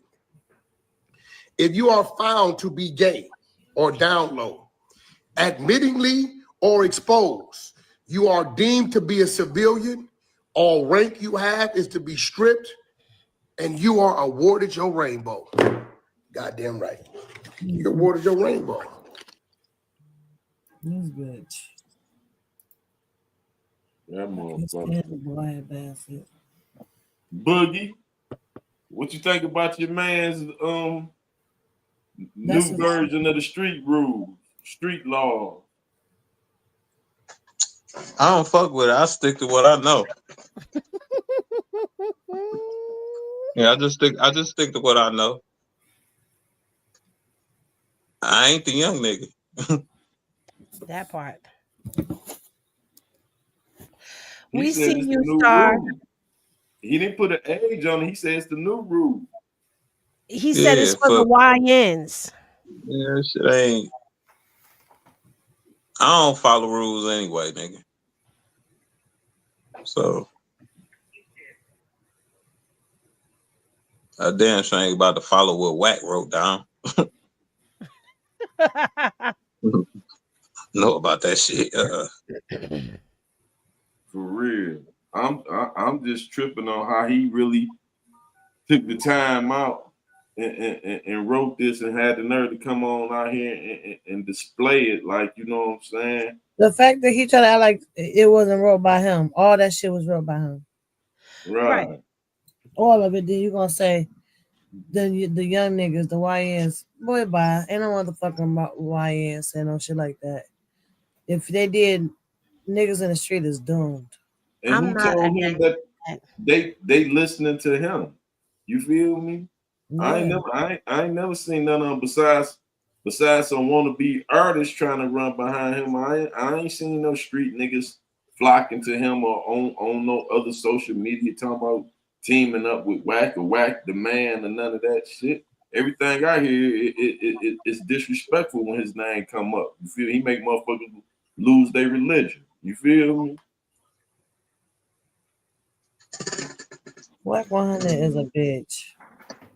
Ha! That's the understatement of the year. Y'all tuned into YouTube Streets, Public Figure Boogie TV. Hidden Say Reviews, everybody's favorite, or should I say least favorite? Look at her. When she put that red lipstick on, you know you got trouble. Yeah, as soon as we get off air, we gotta have a talk. What the hell wrong with you, Hitty? Hey, Boogie. Hey, Boogie. Hey, you. That's right, Boogie. Hey, Boogie. That's what I'm talking about, Boogie. You can't let it have freedom. Baby, he didn't listen to Wack. He didn't listen to Wack and got strong. Right, okay, I see you trying to pipe up. Now you better pipe down. Come on now. I've been on the other side. And y'all funny as hell. Yeah, baby doll. Yes, sir. You've been cooking all day. I'm tired. You tired. Uncle Juice? What up, though? Y'all tune in to the Beat Factory 313 Woe Stories podcast. You feel me? Y'all want to hear them true crimes and prison reform? Y'all tap in and check me out. Public Figure Boogie TV. Public Figure Boogie TV. Follow me on Instagram, YouTube. I'm disrespectful, so depending on what I'm talking about, if you don't really like disrespect, you probably ain't gonna like my channel. But y'all come on over there. I got one question. Why did Henny play with me at the beginning of this podcast like that and have us going through all that when she knows that she purposefully? First of all, why are you bringing up old shit? That's that just was like a 4 woman. hours ago. Hey, ain't that a woman thing that she just did? You hear me? Mm-hmm. And I did not know, because normally when you turn your camera off, what happens is you just go with a little screen and it's, Right. your logo. I didn't know when I turn my camera off, it puts me into audio. That's something new that StreamYard did. Right. Yeah, I didn't know it did that either. When it said you was like that, I'm like, this is something new. Right. That's what I'm saying. And Juice, I've been telling all day, got new stuff on StreamYard. Henny, how did you find that fast? Because something said, see if you turn your camera on, if you go on the screen. So how do you turn it off, Henny? What you do? Just hit turn my camera off. Yeah, just tap on it. Where it say turn just hit it and go off. Look, Juice gone. Now you back. What I gotta do? Turn your camera off. Where at? The little camcorder. Oh, see, he on that new laptop. See, it might The be cam on the screen. It's a little camcorder next to the mic. In the StreamYard. Next to. See, now you going. Hey, now the stream look a whole lot better, don't it? No, it don't. Look, he come back, but it don't show his face. It just show his logo. His face ain't been on screen all this time. Hey, shout out to Vanessa, because I don't know how to turn my camera on. Thank you, Vanessa. I don't know how to turn my camera on. Oh, Dollface, I didn't know you was calling on me to tell on my little baby doll so raw. Follow me on YouTube. Subscribe. Yes, I gotta get on my time this, y'all. For real. Follow me on YouTube. She's sleepy. She tired. I'm chill. I'm laid back. But Hey Vanessa, you sent $9.99. Who got $9.99? Why you always bothering my people? You know that was Henny. Hey, that was you, Henny? Yes, she's Henny Gang. I'm gonna text you after this. Get my little $2. You know, $2. Y'all tapped into YouTube streets. We on hour number 4. Man, so, baby, y'all take us out. Thank y'all for tuning in to the YouTube streets. Every time we come in raw. We don't give a fuck how nobody feel. Watch us next time. When is next time when we pop back on here? Just watch us, y'all. Go to our page and subscribe. See y'all later. Peace out. Yeah. Later. And we out.